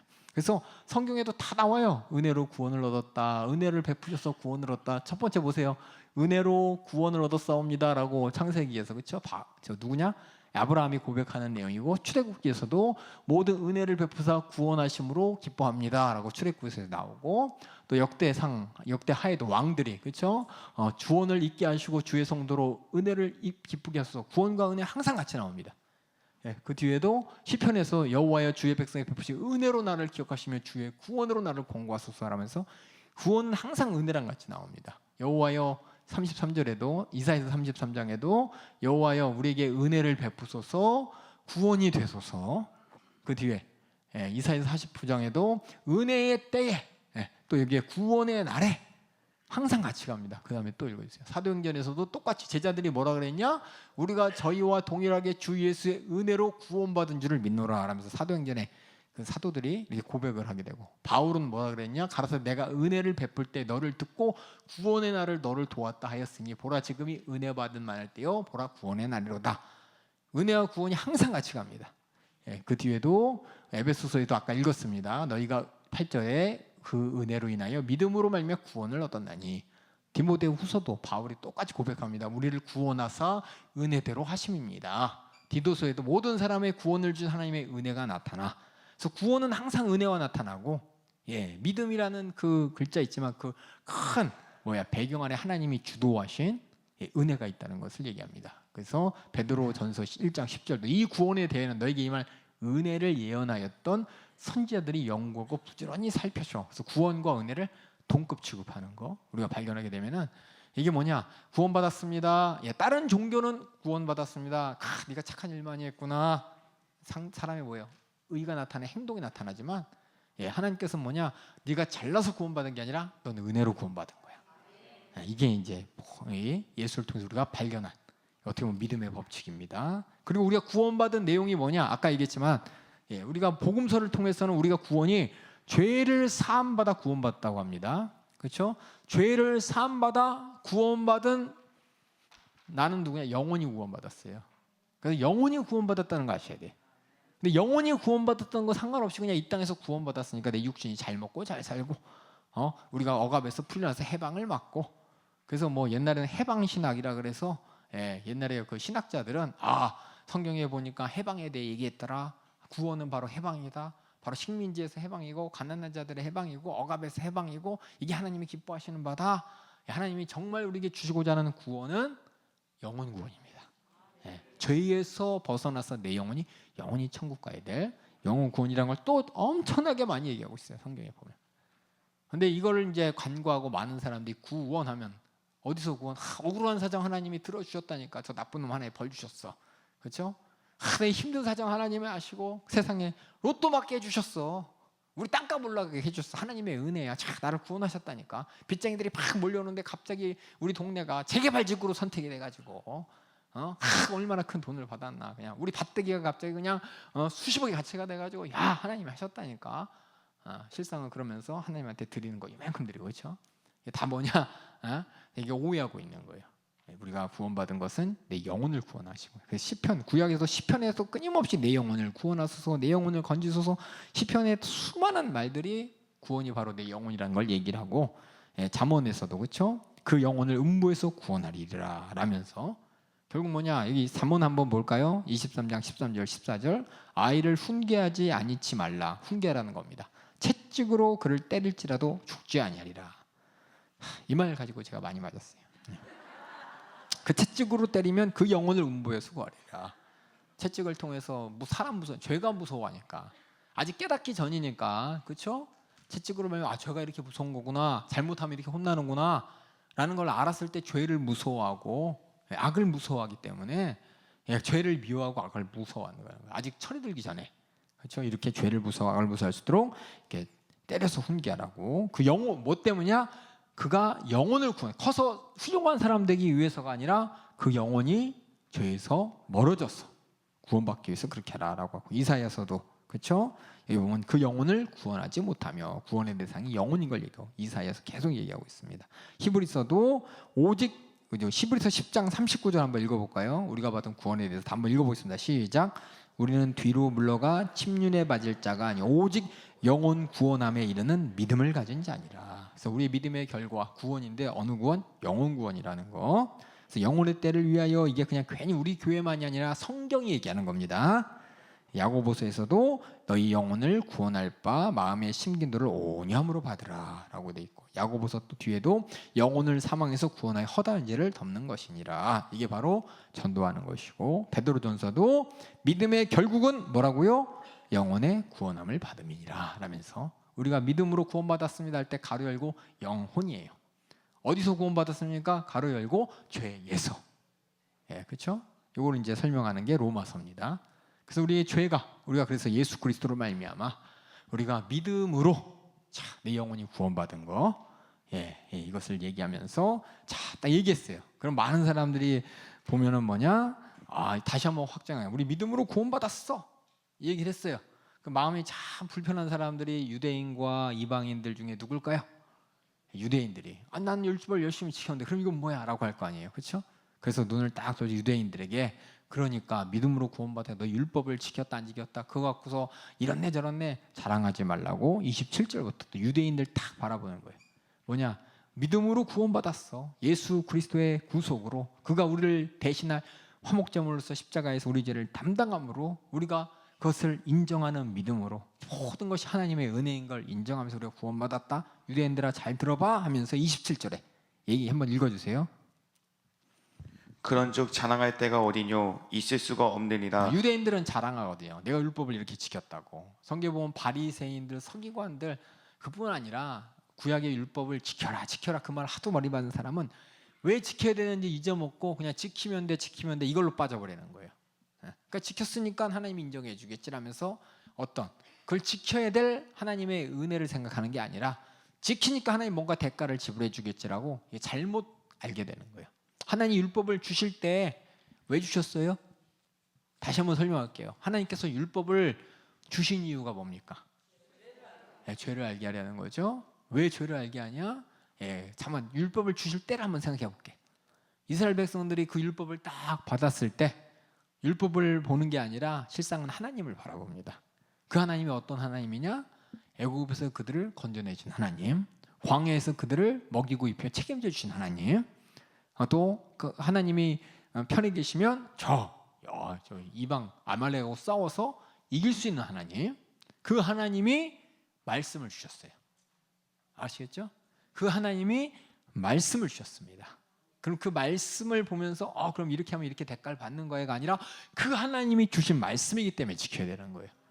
이게 뭐냐? 이미 은혜 받은 자, 은혜로 구원받은 자들이 율법을 통해서 우리를 구원하신 하나님이 이렇게 우리가 하기를 원하는구나 라는 마음을 가지고 그 율법을 받아들이기를 하나님이 원하신 거지. 앞에 있는 거 싹 삭제하고 율법을 지켜야 돼, 율법 안 지키면 다 지옥이야. 앞에 은혜 하나님 잊어버리고 앞에 그냥 율법을 주신 하나님이 이 율법을 지키는 자는 다 축복받으시오, 율법에 안 지키면 다 저주다, 이것만 기억하는 게 아니에요.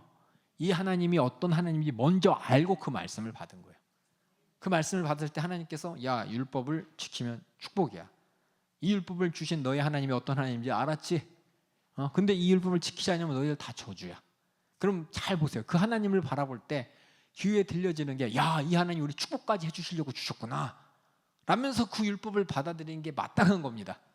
근데 시간이 지나니까 그 하나님 없어지고 이 하나님은 율법을 지키라고 억압하는 하나님이고 율법 안 지키면 막 저주하는 무서운 하나님이야. 이것만 남게 된 게 잘못된 거라는 거예요.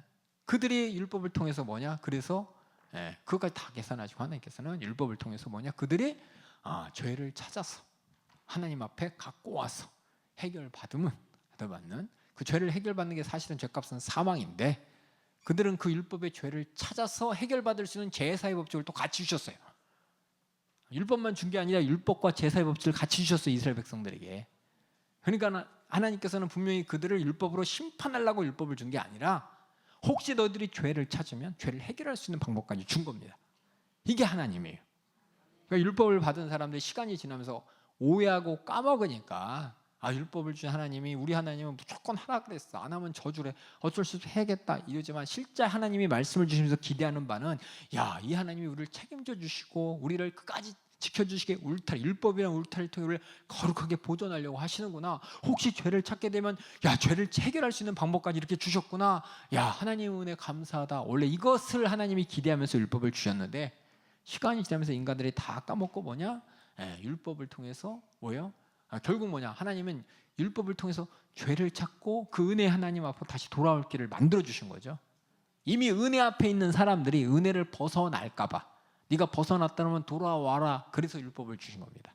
그래서 죄를 찾기 위해 죄를 찾고 하나님께 그 문제를 해결하고 돌아오라고 이렇게 주신 거예요, 율법이 원래가. 무슨 말씀인지 알겠죠? 근데 그 시간이 지나면서 그렇죠? 엄마 아빠가 성경 외우라 그러니까 외우고, 그렇죠? 안 외우면 때리고, 죄송해요. 그 은혜 하나님에 대해서 무지하니까, 그렇죠? 경험이 없으니까, 그렇죠?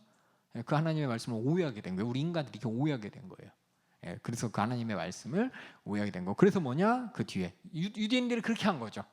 유대인들이 뭐냐? 나 율법을 지켰잖냐. 하나님의 뜻은 율법을 혹시나 지키지 못한 죄를 찾고 하나님께 돌아올 은혜의 기회를 주셨는데 은혜를 생각하지 않고 뭐냐? 나는 율법을 잘 지켰으니까 당연히 축복받는 거지 라는 걸로 사람들이 오해하게 된 거죠. 그래서 뭐냐? 당연히 나는 축복받아야 돼, 당연히 하나님이 인정해줘야 돼. 그러면서 하나님의 은혜가 전제된 게 아니라 은혜를 잊어버리니까는 내가 이렇게 했잖아, 내 의의가 전제가 되는 잘못된 길인 거죠. 그래서 그런 유대인들에게 지금 얘기하는 거예요. 너 지금 오해한 거야, 하나님의 은혜를. 다시금 예수 그리스도 통해서 너를 구원하신 하나님의 은혜를 생각해보라 이 말이에요. 그래서 유대인들에게 뭐라 그러냐? 다시 읽어주세요. 그런즉 자랑할 때가 어디뇨? 사람이 자랑할 때가 내가 이렇게 했잖아 라면서 드러낼 게 뭐가 있냔 말이에요. 읽어주세요. 있을 수가 없느니라. 무슨 법이로냐 행위로냐? 네가 율법을 다 지켰다고? 그래서 열심히 행동했다고? 그 다음에 읽으세요. 아니라 오직 믿음의 법이로니라. 믿음의 법 안에 뭐가 들어있다고요? 은혜. 그렇죠. 믿음의 법이다. 하나님의 은혜를 깨닫는, 그렇죠? 은혜다 이 말입니다. 그 다음 읽어주세요. 그러므로 사람이 의롭다 하심을 얻는 것은 율법의 행위에 있지 않고 믿음으로 되는 줄 우리가 인정하노라. 하나님은 홀로 유대인의 하나님뿐이시뇨 또 이방인의 하나님은 아니시뇨 진실로 이방인의 하나님도 되시느니라. 그게 뭐냐면 이방인들도 너희들도 믿음으로 구원받는 것이지, 너희들이 자꾸 이방인들을 보면서 율법을 안 지킨다고 손가락질하면서 정죄하는데 하나님은 이 정죄라고 율법을 준 게 아니잖아, 그렇죠? 너 이렇게 잘났다고 너의 의를 드러내고 준 게 아니잖아. 믿음 앞에서는 이방인도 유대인도 다 하나님께서는 의롭다고 보신다고 지금 강조하는 겁니다. 유대인들에게 얘기하는 거예요. 그들의 오해가 뭔지. 뭐가 오해가 있었냐? 난 율법을 이렇게 했으니까 하나님께 축복받아야지 라는, 율법을 열심히 지켜서 하나님이 날 구원해 주시겠지? 라는 그거 아니야. 믿음의 법이야. 하나님께서 너를 의롭다 하시는 것은 네가 율법을 열심히 행했다고 되는 게 아니라 하나님을 인정하는 그 믿음으로. 다시 말해서 은혜로 된 거야. 그 은혜는 이방인들, 유대인들 너희들에게만 하나님이 베푼 것이 아니라 이방인들도 베풀어 주셔서 하나님께 돌아온 길을 주셨어. 네, 똑같이 29절하고 30절 또 읽어주세요. 하나님은 홀로 유대인의 하나님뿐이시뇨 또 이방인의 하나님은 아니시뇨 진실로 이방인의 하나님도 되시느니라. 할례자도 믿음으로 말미암아 또는 무할례자도 믿음으로 말미암아 의롭다 하실 하나님은 한 분이시니라. 믿음으로 말미암아 의롭다 하신다. 이 말이 여기 나왔죠? 그런데 그 믿음은 행위로 증거되는 것이 아니라 은혜를 인정함으로, 은혜를 인정하고 하나님의 은혜를 경험함으로 이루어지는 것이기 때문에 이렇게 얘기했어요. 그랬더니 이방인들이 보면서 맞아, 봐봐, 율법 필요 없어라고 할까봐 이방인을 보면서 다시 얘기합니다. 지금 시야가 왔다 갔다 해요. 그렇죠? 야, 믿음으로 구원받는 거야 라고 하면서, 그러니까 유대인 너희들 율법이 있다고 율법 가지고 자랑하지 말고 하나님이 믿음으로 은혜로 주신 것을 이방인들 똑같이, 너희도 똑같이 믿기만 하면 하나님의 은혜로 구원해 주시는 거야 라고 얘기했더니 이방인들이 보면서 맞아, 율법은 필요 없어 라고 할까봐 다시 이방인들에게 눈을 돌려서 얘기합니다. 읽어주세요. 31절. 그런즉 우리가 믿음으로 말미암아 율법을 폐하느뇨. 그렇다고 하나님이 주신 율법을 망각하면 안 된다는 겁니다. 그럴 수 없느니라. 도리어 우리는 율법을 더 굳게 세우니라. 율법이 뭐냐?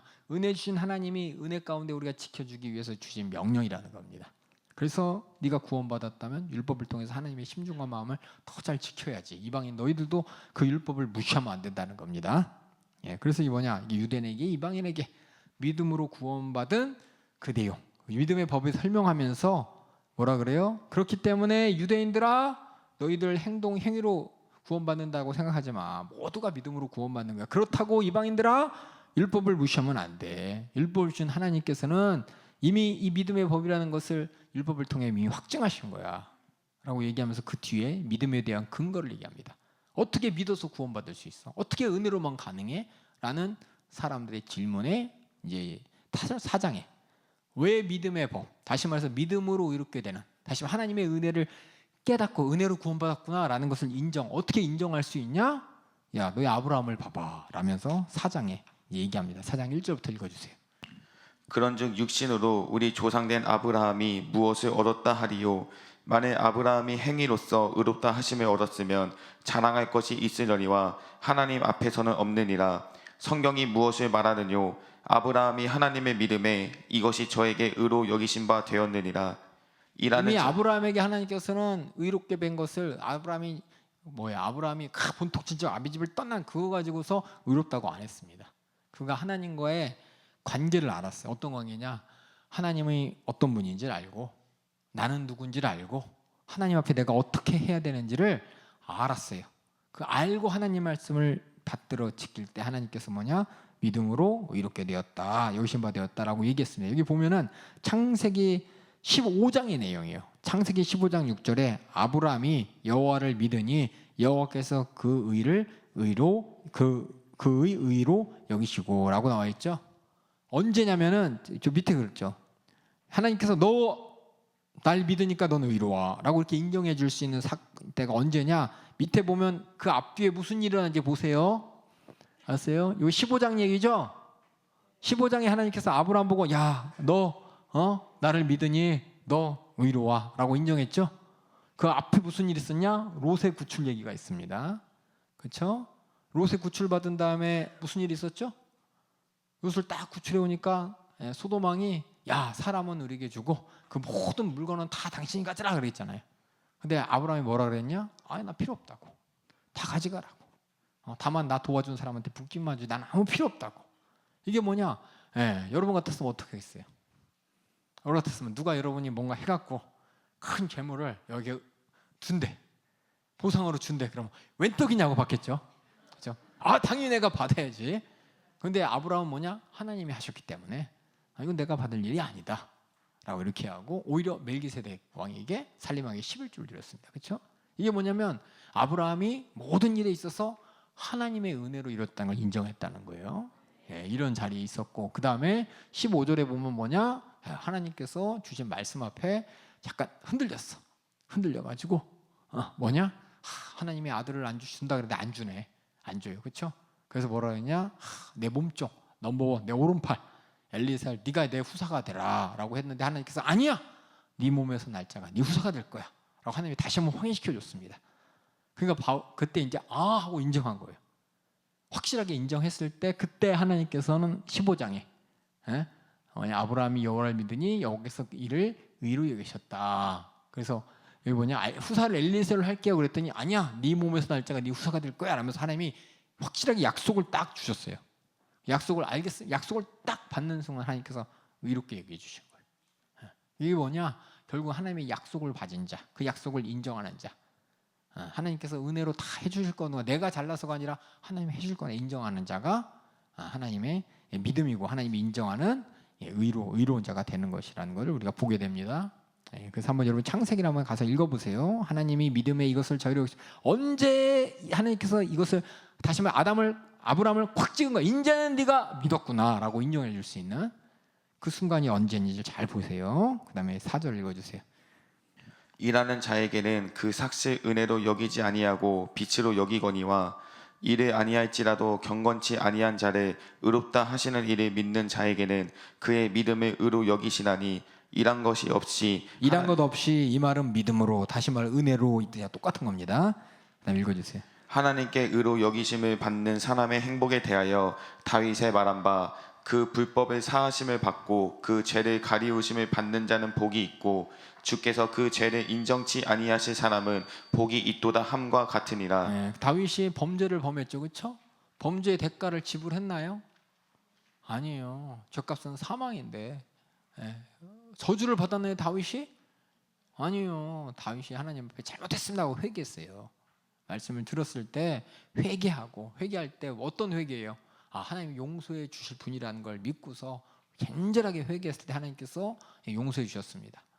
죄 용서를 받은 바울이 그래서 다윗이 얘기하는 거죠. 야, 내가 이렇게 불법을 저질렀지만 하나님께서 이 죄 없는 셈 치고 용서해 주셨다. 인정하지 않아. 너무 행복하다. 복 받았다 이 말은 다른 말로 행복하다는 뜻입니다. 그래서 다윗이 얘기하지 않았냐? 어떤 죄를 내가 이 해결하기 위해서 하나님 앞에 뭔가 바치고 막 쓰리고 이래서 내가 해결받은 게 아니라 회개를 통해서 내가 한 것 없이 그냥 잘못했습니다라는 하나님 앞에 내가 하나님을 하나님으로 인정하고 긍휼을 구하는 그 모습에 하나님이 응답하셨듯이 이게 믿음으로 구원받은 것이라는 거예요. 그렇게 죄가 내가 뭔가 해서 죄가 덮어진 게 아니라 하나님의 은혜로 이렇게 죄가 덮어져서 나 너무 다행이다. 행복하다. 하나님이 없는 셈 쳐줬다. 야, 감사하다. 이걸 다윗이 노래를 불렀습니다. 하나님을 찬양했어요. 그게 뭐냐? 다윗이 얘기했던 이런 은혜로 내가 뭔가 해서 하나님께 의롭다 여겼다. 죄가 사해졌다. 이것을 얘기한 것처럼 아브라함도 하나님 앞에 뭔가 해서 의로운 게 아니라 그 약속을 믿었다는 그거 가지고 의롭다고 여기심 받았다라고 지금 바울이 지금 구약의 두 인물을 들이대면서 아브라함이 그랬어. 다윗이 그랬듯이 라고 하면서 예를 들어서 믿음으로 의롭게 되는 다시 말해서 약속을 믿는 믿음 하나님과의 관계를 내가 잘 맺은 하나님을 인정하고 은혜로 내가 정말 이렇게 됐다는 걸 인정할 때 그것을 믿음으로 여기셨던 그렇게 죄를 사해 주셨던 것에 대해서 행복에 대해 얘기하는 그것이 바로 뭐냐? 믿음의 법이라는 겁니다. 믿음의 법은 하나님과의 약속을 붙잡고 하나님이 긍휼을 인정하는 그렇게 내가 살 수 있다는 것을 내가 하나님께 고백하는 게 믿음입니다. 그렇게 다윗이 죄사함 받았고 9절도 읽어주세요. 그런즉 이 행복이 할례자에게뇨 혹 무할례자에게도뇨 대저 우리가 말하기를 아브라함에게는 그 믿음을 의로 여기셨다 하노라. 그런즉 이를 어떻게 여기셨느뇨 할례시냐 무할례시냐 할례시가 아니라 무할례시니라. 아브라함이 아까 전에 얘기했지만은 15장에 그렇죠? 하나님께서 아브라함이 믿으니 의롭다 하셨다 그 말 있죠. 그 말 뒤에 아브라함에게 무슨 일을 합니까? 어떻게 해요? 하갈을 통해서 아기가 나죠. 이스마엘이 났는데 하나님께서 다시금 약속의 징표로서 할례 약속을 주십니다. 그 뒤에 할례를 했어요. 그러니까 아브라함은 그때 하나님께 너 의롭다 할 때 뭐냐? 할례를 안 받았었어요. 그 뒤에 한참 있다가 할례를 언약을 통해서 그 아브라함의 후손과 아브라함의 집에 있는 모든 사람이 할례를 받았는데 그처럼 뭐냐? 의롭다가 먼저냐 할례가 먼저냐라고 지금 바울이 얘기하면서 하나님께서 할례를 통해서 어떤 명령을 내리기 전에 할례를 잘해서 의롭다 여긴 게 아니라 이미 의롭다 한 자에게 할례를 준 것처럼 할례 전에 이미 아브라함이 믿어 의롭게 여김을 받은 것이기 때문에, 다시 말해서 하나님 앞에 뭔가 했기 때문에 의롭게 여긴 게 아니라 하나님께 먼저 의로움 받았다는 것을 얘기하면서 지금 얘기합니다. 믿음으로 이게 바로 믿음의 법이라고, 행위가 아니라 믿음으로 의롭게 받은 거라고 지금 얘기하는 겁니다. 다시 또 읽어주세요. 10절. 그런즉 이를 어떻게 여기셨느뇨? 할례시냐 무할례시냐? 할례시가 아니라 무할례시니라. 저가 할례의 표를 받은 것은 무할례시의 믿음으로 된 의를 인친 것이니, 이는 무할례자로서 믿는 모든 자의 조상이 되어 저희로 의로 여기심을 얻게 하려 하심이라. 또한 할례자의 조상이 되었나니 곧 할례 받을 자에게뿐 아니라 우리 조상 아브라함의 무할례시에 가졌던 믿음의 자치를 좇는 자들에게 도니라. 이스라엘 민족들이, 유대인들이 가장 강조하는 게 우리 약속의 백성이야. 하나님께서 우리를 아브라함을 의롭다 여기시고 우리 약속의 자녀로 삼아주셨어라는 그 징표가 뭐냐, 할례다라고 하잖아요. 그런데 사실상 아브라함은 할례 받기 전에 하나님께 의롭다 여김을 받았고, 의로운 네가 네 후손들에게 그 약속을 전해줘라라는 말씀으로 너희 가족 모두가 할례 받아라 한 것처럼, 할례는 뭐냐, 의롭게 여기신 바의 징표라는 겁니다. 다시 말해서 할례가 의롭게 되는 조건이 아니라 의로운 자들의 징표가 된 거예요. 다시 말해서 이스라엘이 율법을 받은 것은 율법을 통해서 그들의 하나님이 된 게 아니라 그들의 하나님이 되신 하나님께서 그들 은혜로 율법을 주신 겁니다. 하나님의 백성들의 증거로서 율법을 주신 거예요. 그래서 뭐냐, 하나님이 뭐가 우선순위란 말이에요. 하나님께 의로움 받은 게, 하나님께 인정받은 게 우선이냐, 아니면 어떤 하나님의 행동을 따르는 게 우선이냐, 명령을 따르는 게 우선이냐 보면은 의롭게 된 게 우선이라는 겁니다. 그래서 뭐냐, 아브라함이 무할례시 때 그렇게 됐기 때문에, 다시 말해 율법을 지키지 않은 상태에서, 하나님의 명령을 지키지 않은 상태에서 그렇게 됐기 때문에 율법 받지 않는 사람들도 그렇게 아브라함처럼 하나님 앞에 믿음으로 의롭게 여김 받을 수 있는 것이고, 너희 유대인들은, 너희들은 아브라함의 후손으로서 할례를 받았지만 너희 조상을 바라보면서 그 믿음을 배우고 그 믿음으로 인정받을 수 있는 거다라고 얘기하면서, 아브라함은 할례 받지 않은 자들에게 본이 될 뿐만 아니라 직접 할례 받는 이 유대 민족들의 본도 된다는 겁니다. 그 다음에 또 읽어주세요. 아브라함이나 그 후손에게 세상의 후사가 되리라고 하신 언약은 율법으로 말미암은 것이 아니요 오직 믿음의 의로 말미암은 것이니라. 그래서 믿음의 법과 율법, 뭐가 우선순위입니까? 뭐가 먼저예요? 믿음의 법이 먼저라는 거다. 읽어주세요. 14절. 만일 율법에 속한 자들이 후사이면 믿음은 헛것이 되고 약속은 폐하여 졌느니라. 율법은 진노를 이루게 하나니 율법이 없는 곳에는 범함도 없느니라. 그러므로 후사가 되는 이것이 은혜에 속하기 위하여 믿음으로 되나니, 이는 그 약속을 그 모든 후손에게 굳게 하려 하심이라. 오히려 굳게 하신, 약속을 준 건 그 후손에게 굳게 하려고 준 것이, 율법을 준 건 그들이 하나님의 백성이라는 것을 다시 한번 확인시켜 주기 위해서 준 것이라는 겁니다. 그다음 읽어주세요. 율법에 속한 자에게뿐 아니라 아브라함의 믿음에 속한 자에게도니, 율법에 속한 자는 유대인이고 아브라함의 믿음에 속한 자는 예수를 통해 하나님의 약속을 믿고 구원받은 자들, 약속대로 하나님의 자녀가 된 자들, 그들을 위함이니. 그다음 읽어주세요.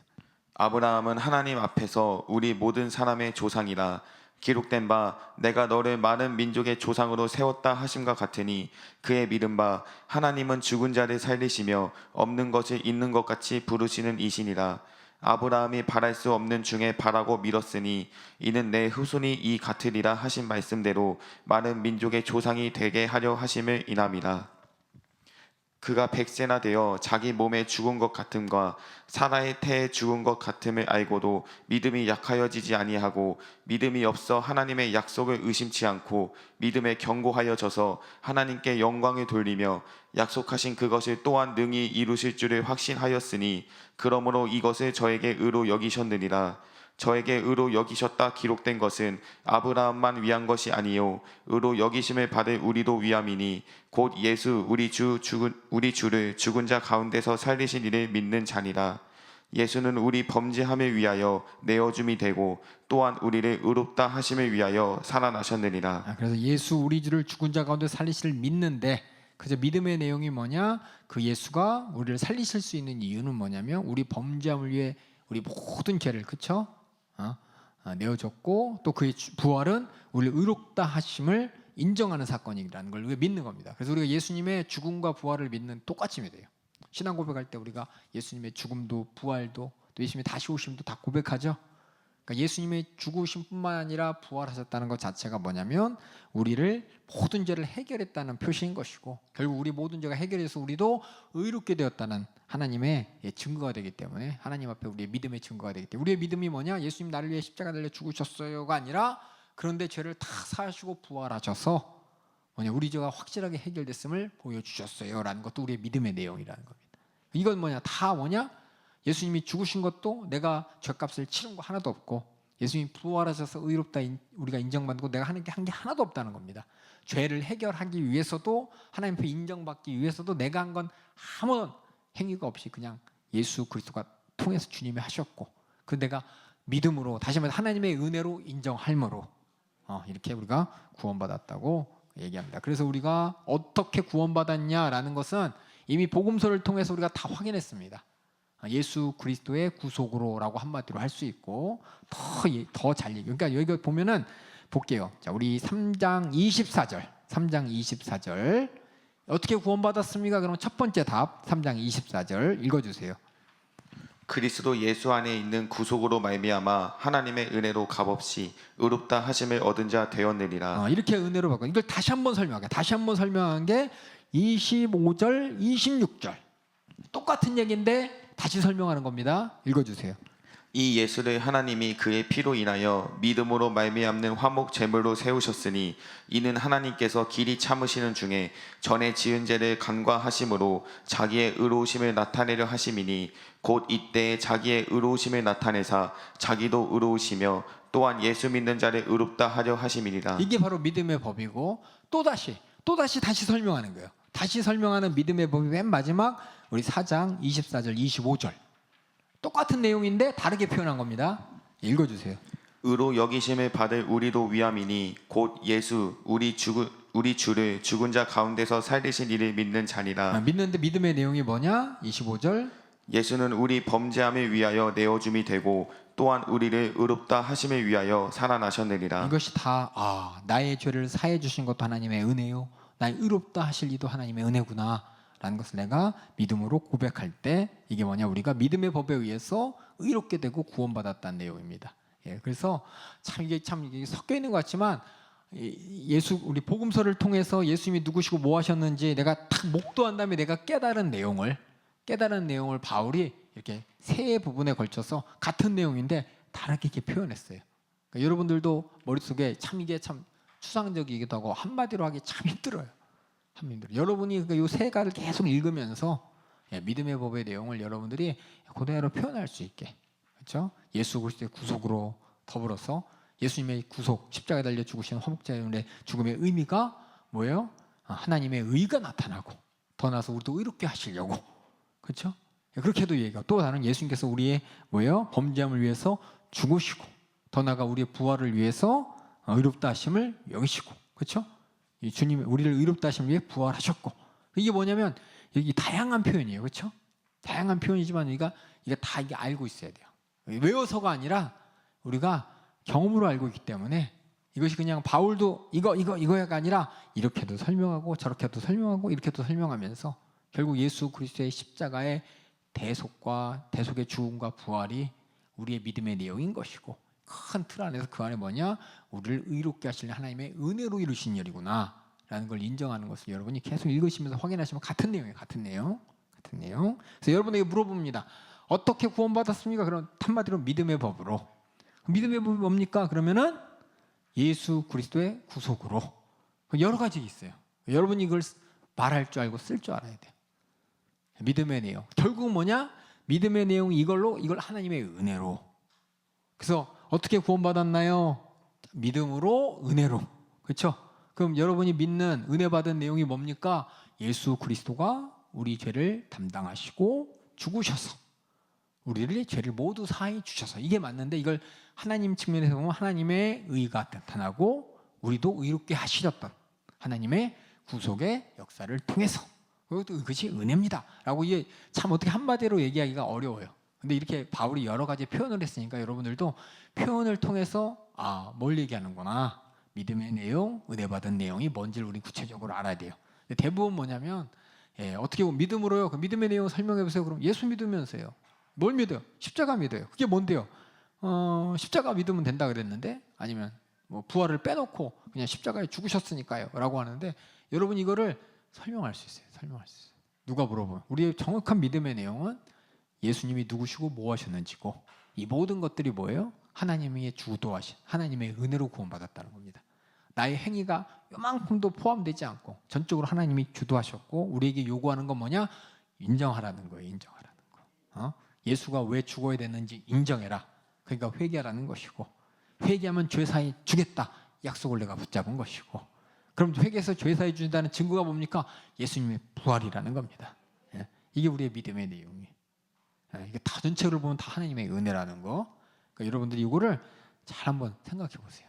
뭐라고 표현하는 게 맞을까? 시험에 나오겠죠?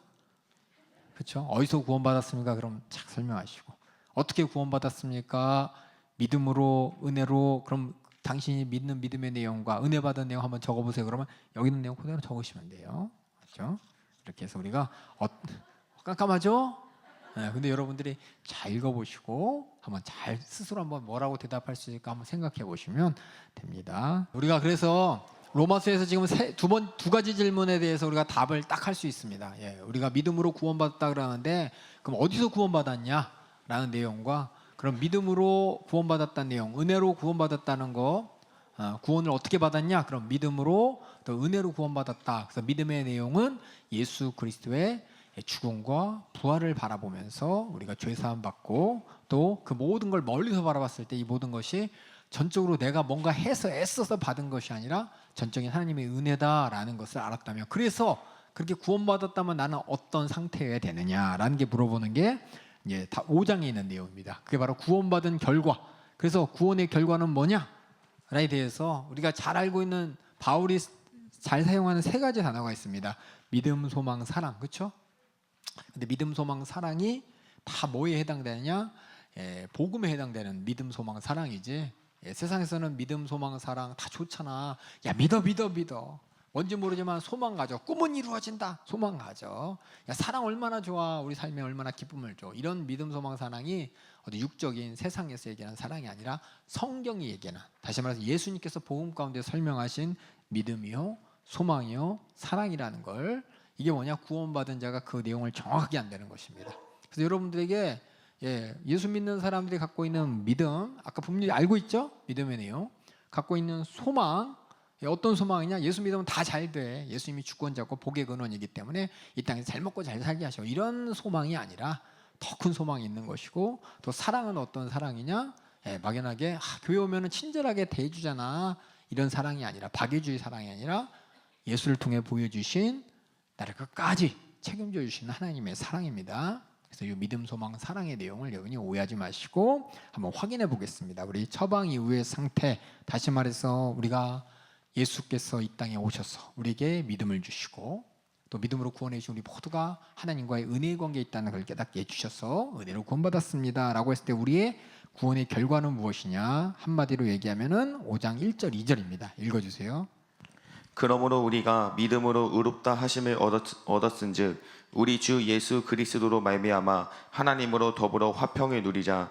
또한 그로 말미암아 우리가 믿음으로 서 있는 이 은혜에 들어감을 얻었으며 하나님의 영광을 바라고 즐거워하느니라. 그래서 이게 뭐냐? 우리의 믿음의 결과는 화평과 즐거움입니다. 그렇죠? 하나님과 더불어 화평을 누리자. 그래서 화평한 결과가 우리가 하나님께 예배하는 것이고 기도하는 것이고, 또 하나님의 영광을 바라고 즐거워하느니라 라는 말이, 결국 우리가 하나님의 영광을 바라고, 하나님의 최고의 영광은 예수님의 부활에 나타났습니다. 우리의 부활의 소망도 거기에 있기 때문에, 그래서 우리가 믿음으로 말미암아 하나님과의 은혜의 관계, 믿음의 관계 가운데 우리에게 주신 약속, 저 부활의 약속을 붙잡고 즐거워하는 것이다 라고 얘기한다면, 이게 뭐냐? 처방 이후의 상태예요. 그래서 2가지로 얘기하면은 우리가 화평하는 거예요. 하나님과 더불어 화평함이 주고, 그래서 우리는 기쁘다는 거죠. 하나님과 화평하다. 하나님과 불편하면 어떻게 돼요? 하나님의 진노의 대상이라는 겁니다. 그렇죠? 우리 부모님하고 자식하고 불편한 이유가 뭐예요? 예, 그렇죠. 말 안 들으니까 보통 그렇죠. 가끔 이제 어머니 아버지가 잘못해가지고 애가 불편할 때도 있는데 대부분은 뭐냐면 그렇죠. 어른들 잘 알잖아요. 우리 아이들 앞에서는 얘기 안 하지만 엄마 아빠들이 이 욱하는 성질로 그냥 애들 잘못할 때도 있잖아요. 그렇죠? 원래 그러면 안 되는데 육신을 갖고 있으니까 그렇게 우리도 자녀들한테 욱해요. 욱해. 그렇죠? 욱해가지고 말도 않은 논리를 들이대면서 그냥 억압할 때가 있어요. 근데 대부분의 사건이 뭐냐면 우리 부모님이 우리 자녀를 너무 사랑할 때 자녀들이 그 사랑을 몰라주고 불순종하고 그렇죠?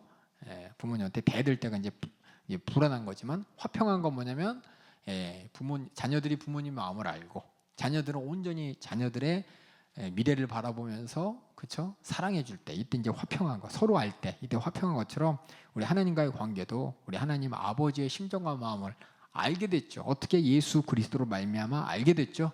하나님 우리에게 뭘 원하시는지 알게 된 것이고 하나님 우리에게 바라는 게 뭔지 알게 됐습니다. 그렇죠? 내 영혼이 천국 가는 것이고 그것을 내가 알고 믿음으로 의롭게 돼서 주님과 화평을 누리고 더 나아가 앞으로 주님 앞에 나갈 그때 영광의 때를 바라보면서 우리가 즐거워하는 것 이게 뭐냐? 믿는 사람들의 태도예요. 그래서 하나님과 불평하다 그러면 믿음이 깨진 것이고 기쁘지 않다 그럼 믿음이 깨진 겁니다. 어디까지 즐거워해야 되느냐? 3절에 나옵니다. 그 즐거움 하나님과 화평함으로 는 즐거움이 어디까지 가야 되느냐? 3절부터 또 읽어주세요. 다만 이뿐 아니라 우리가 환난 중에도 즐거워하나니 이는 환난은 인내를 인내는 연단을 연단은 소망을 이루는 줄 알미로다. 우리가 여러 가지 환난 가운데 연단 받는 데잖아요. 연단을 왜 받습니까?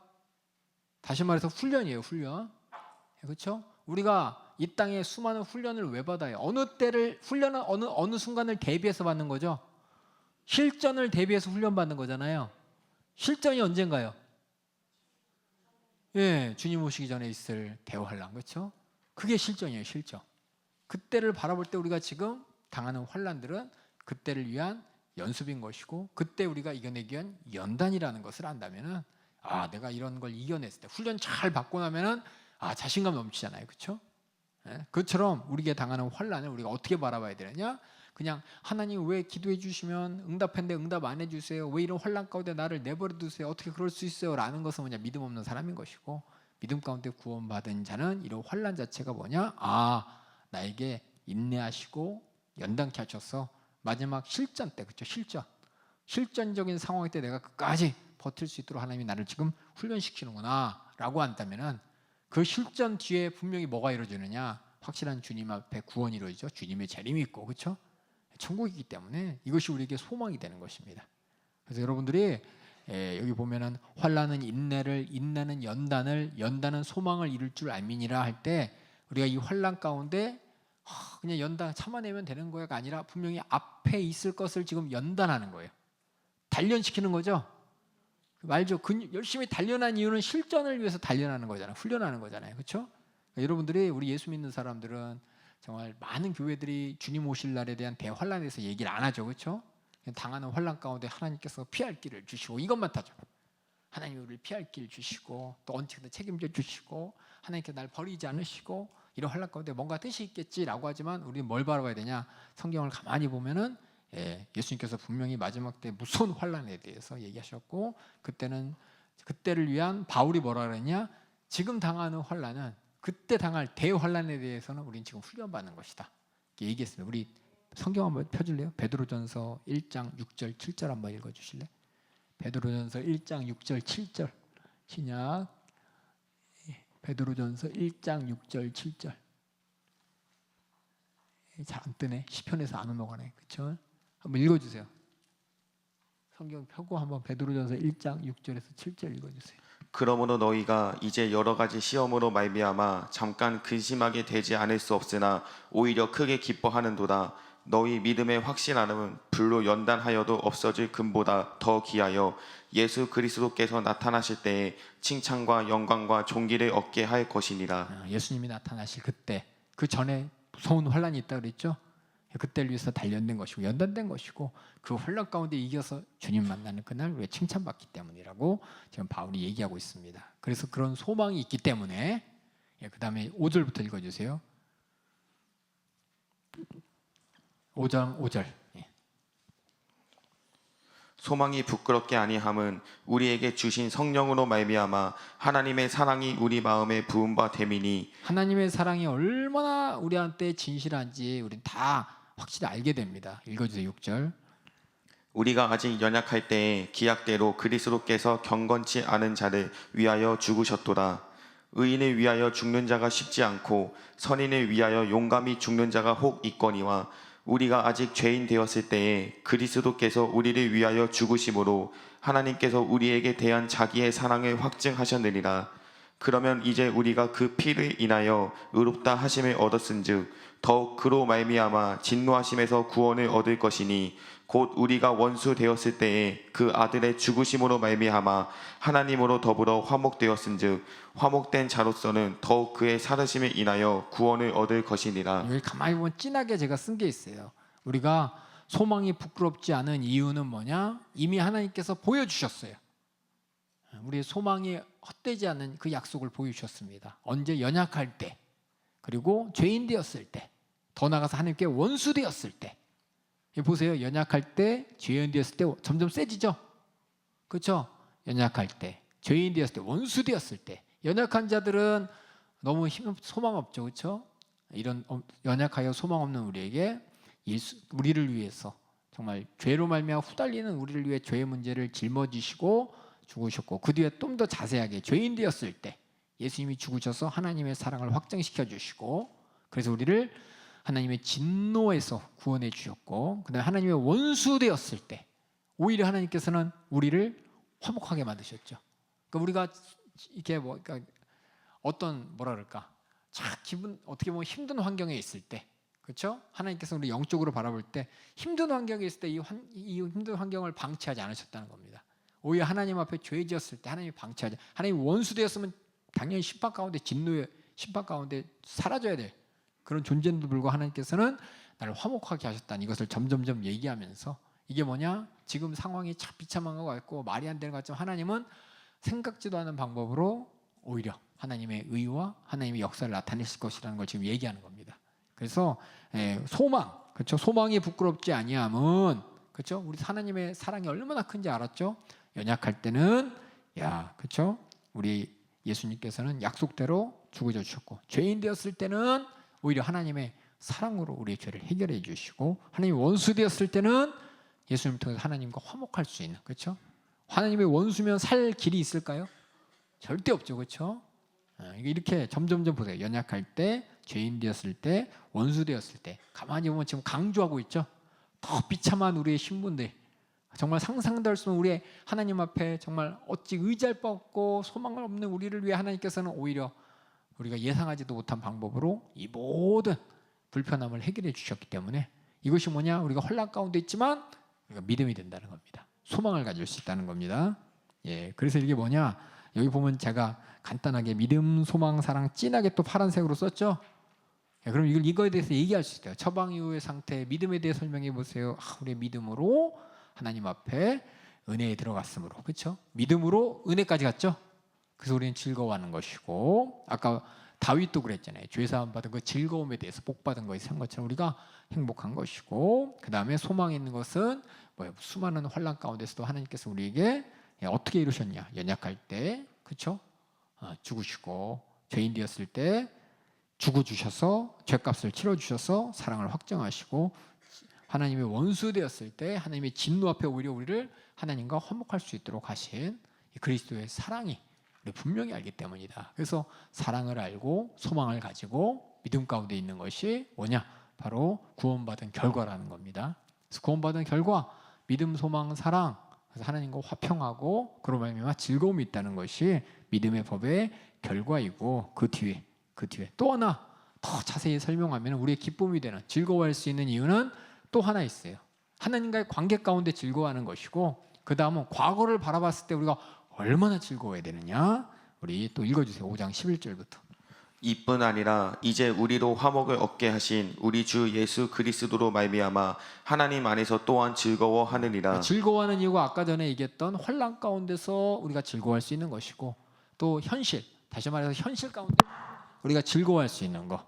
아까 얘기했지만 초대교인들은 항상 핍박과 환난 가운데 있었습니다. 유대인들의 핍박이 있고 로마인들의 겁박이 있고 그 가운데서 즐거워했는데 이거 말고 또한 즐거워할 일이 있대요.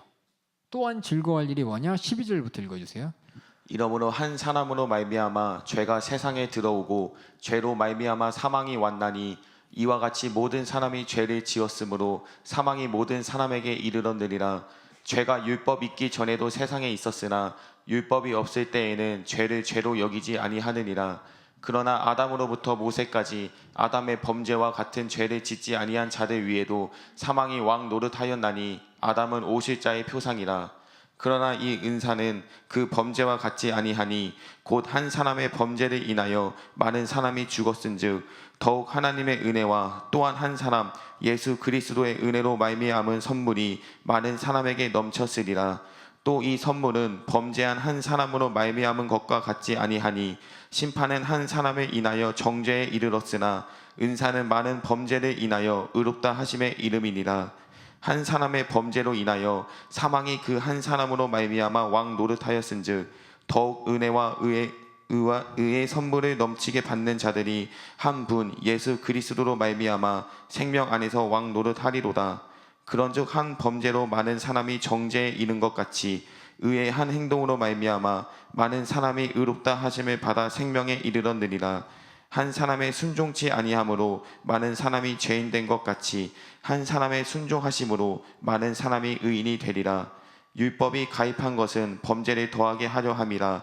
그러나 죄가 더한 곳에 은혜가 더욱 넘쳤나니 이는 죄가 사망 안에서 왕 노릇한 것 같이 은혜도 또한 의로 말미암아 왕 노릇하여 우리 주 예수 그리스도로 말미암아 영생에 이르게 하려 함이니라.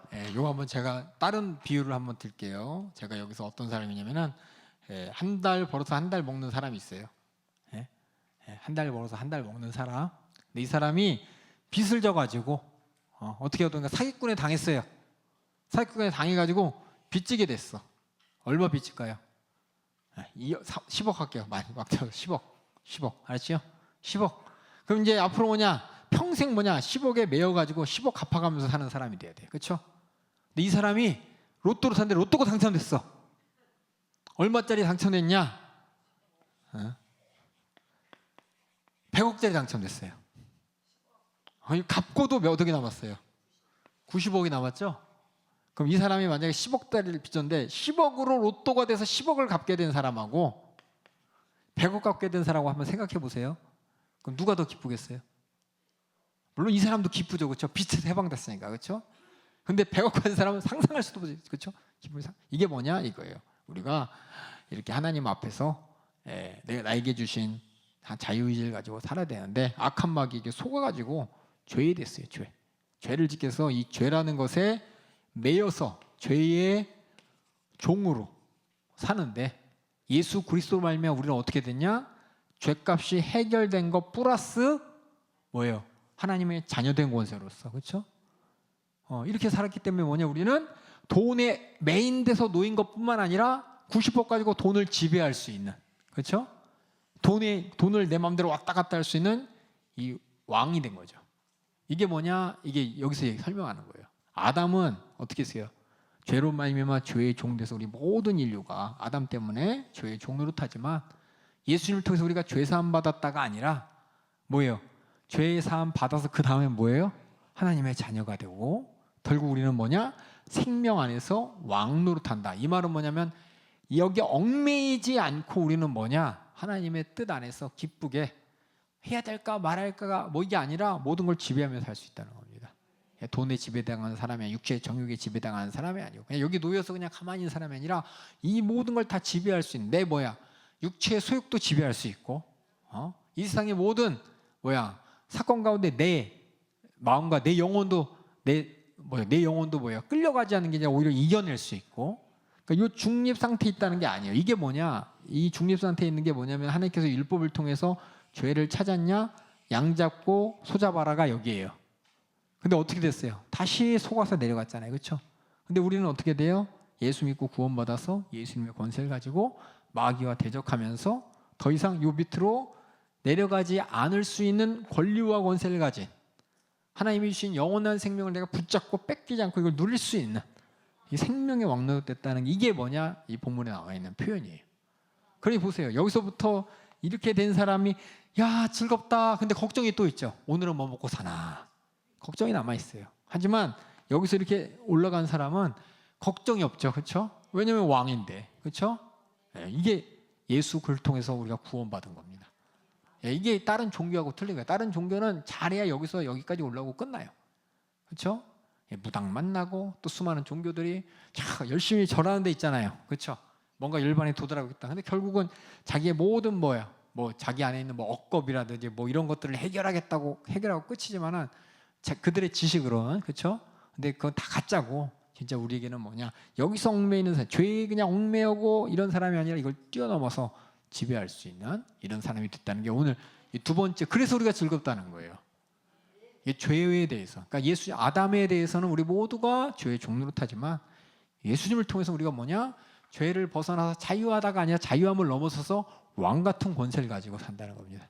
우리 한번 다시 한번 우리 이거 머릿속에 두면서 우리 5장 11절부터 한번 다시 한번 읽어주세요. 이뿐 아니라 이제 우리로 화목을 얻게 하신 우리 주 예수 그리스도로 말미암아 하나님 안에서 또한 즐거워하느니라. 이러므로 한 사람으로 말미암아 죄가 세상에 들어오고 죄로 말미암아 사망이 왔나니 이와 같이 모든 사람이 죄를 지었으므로 사망이 모든 사람에게 이르렀느니라. 죄가 율법 있기 전에도 세상에 있었으나 율법이 없을 때에는 죄를 죄로 여기지 아니하느니라. 그러나 아담으로부터 모세까지 아담의 범죄와 같은 죄를 짓지 아니한 자들 위에도 사망이 왕 노릇하였나니 아담은 오실 자의 표상이라. 그러나 이 은사는 그 범죄와 같지 아니하니. 여기서 은사는 뭐냐면 은혜의 선물이죠. 은혜의 선물은 우리에게 뭐냐? 은혜로 구원받은 겁니다. 여기 은사는 뭐냐? 다른 말로 은혜로 구원받은 내용 얘기하는 거예요. 그럼 읽어주세요. 곧 한 사람의 범죄를 인하여 많은 사람이 죽었은즉 더욱 하나님의 은혜와 또는 한 사람 예수 그리스도의 은혜로 말미암은 선물이 많은 사람에게 넘쳤으리라. 또한 이 선물은 범죄한 한 사람으로 말미암은 것과 같지 아니하니 심판은 한 사람에 인하여 정죄에 이르렀으나 은사는 많은 범죄를 인하여 의롭다 하심의 이름이니라. 한 사람의 범죄를 인하여 사망이 그 한 사람으로 말미암아 왕 노릇하였은즉 더욱 은혜와 의의 선물을 넘치게 받는 자들이 한 분 예수 그리스도로 말미암아 생명 안에서 왕 노릇하리로다. 그런즉 한 범죄로 많은 사람이 정죄에 이른 것 같이 의의 한 행동으로 말미암아 많은 사람이 의롭다 하심을 받아 생명에 이르렀느니라. 한 사람의 순종치 아니함으로 많은 사람이 죄인 된 것 같이 한 사람의 순종하심으로 많은 사람이 의인이 되리라. 율법이 가입한 것은 범죄를 더하게 하려 함이라. 그러나 죄가 더한 곳에 은혜가 더욱 넘쳤나니 이는 죄가 사망 안에서 왕 노릇한 것 같이 은혜도 또한 의로 말미암아 왕 노릇하여 우리 주 예수 그리스도로 말미암아 영생에 이르게 하려 함이니라. 그래서 우리가 얼마만큼 이렇게 생명의 왕 노릇됐는지 가르쳐주는 게 율법입니다. 율법. 율법이 뭐냐면 죄가 얼마나 우리가 심한지를 가르쳐준 거예요. 그래서 율법이 뭐냐? 오히려 우리에게 뭐냐? 하나님의 은혜가 이만하다. 얼마나 대단한지를 가르쳐주기 때문에 그래서 율법에 가입한 것은 범죄를 더하려 함이니라. 이 말은 뭐냐면 율법을 통해서 우리가 죄인임을 깨달으면 깨달을수록 뭐냐? 내가 그쵸? 어떤 사람이 10억 빚졌어요. 근데 알고 봤더니 어머니가 빚지고 아버지가 빚지고 빚이 더 많아졌어. 몰랐었어. 그렇죠? 내 개인적으로 빚지게 했는데 어머니 아버지가 내 이름으로 뭐 이것저것 해갖고 그냥 내 빚이 더 많아진 거였어요. 이게 율법이 나에게 가르쳐준 거예요. 그런데 예수 그리스도의 그렇죠? 은혜의 선물로서 우리는 내가 모르는 것까지 다 하나님이 해결해 주셨기 때문에 그래서 뭐냐? 참 즐거워할 수밖에 없다는 것입니다. 그래서 이게 표현이 맞는지 모르겠지만 그래서 뭐냐? 아까 전에 예수 믿고 우리는 뭐예요? 환난 가운데 있지만 내가 분명히 소망을 알고 있어요. 지금 이런 환난이 앞으로 내게 닥칠 그 환난, 주님이 오실 그날에 내가 영광으로 나갈 걸 내가 확실한 소망을 갖고 있고 이것이 예수님이 나를 위해 죽으셨던 그 사랑으로 확증됐고 또 하나는 뭐냐? 이 장면을 봐. 아담하고 저 예수님하고 비교해 봤을 때 죄의 종노릇해서 사망의 왕이라는 신분변화가 확 변해된 걸 보니까는 즐거워하지 않을 수 없다는 겁니다. 이게 뭐냐? 구원받은 사람의 결과예요. 결과. 왜 즐거워합니까? 그러면 그 은혜가 너무 크기 때문이라고 얘기합니다. 그렇죠? 율법을 통해서 우리가 발견하고 예수님을 통해서 확실하게 알았기 때문에 그래서 여기 보면 율법이 가입한 것은 범죄를 더하게 합니다. 그래서 우리가 얼마나 지옥 갈 자인지 깨달으면 깨달을수록 우리는 더 하나님께 은혜가 느껴집니다. 그래서 우리가 매일 회개하는 이유가 뭐냐면 그냥 거룩해져서 천국 갈래 더 은혜를 깨닫기 위한 거예요. 물론 내가 예수 그리스도를 믿음으로 내가 찾지 못한 죄들 하나님이 믿음으로 다 해결해 주셨어요. 근데 찾으면 찾을수록 뭐냐? 이만큼 내가 더 나쁜 놈이었구나. 내가 더 큰 은혜 입었구나. 이걸 깨달을 수 있는 겁니다. 그래서 예수님도 말씀하셨죠. 향유 부은 여인의 사건이 있었어요. 누가복음에 이 사건 한번 읽어주세요. 누가복음 7장 40절에서 43절 예수님이 말씀하시고 읽어주세요. 누가 저를 더 사랑하겠느냐? 예수께서 대답하여 가라사대 시몬아 내가 내게 이를 말이 있다 하시니 저가 가로되 선생님 말씀하소서. 가라사대 빚 주는 사람에게 빚진 자가 둘이 있어 하나는 500데나리온을 줬고 하나는 50데나리온을 줬는데 갚을 것이 없으므로 둘 다 탕감하여 주었으니 둘 중에 누가 저를 더 사랑하겠느냐? 시몬이 대답하여 가로되 제 생각에는 많은 탕감함을 받은 자니이다. 가라사대 내 판단이 옳다 하시고. 그래서 그 여자가 향유를 부었잖아요. 예수님한테. 그만큼 큰 은혜를 입었다고 깨달았기 때문에. 그래서 뭐냐? 이처럼 우리가 예수님한테 즐거워하는 것도 내가 얼마만큼 지옥 갈 자식이었는지 깨닫는 만큼 더 기뻐할 수 있는 것이기 때문에 이게 뭐냐? 환난 중에서 즐거워하는. 예수 믿는 사람은 이렇게 은혜를 안다는 겁니다.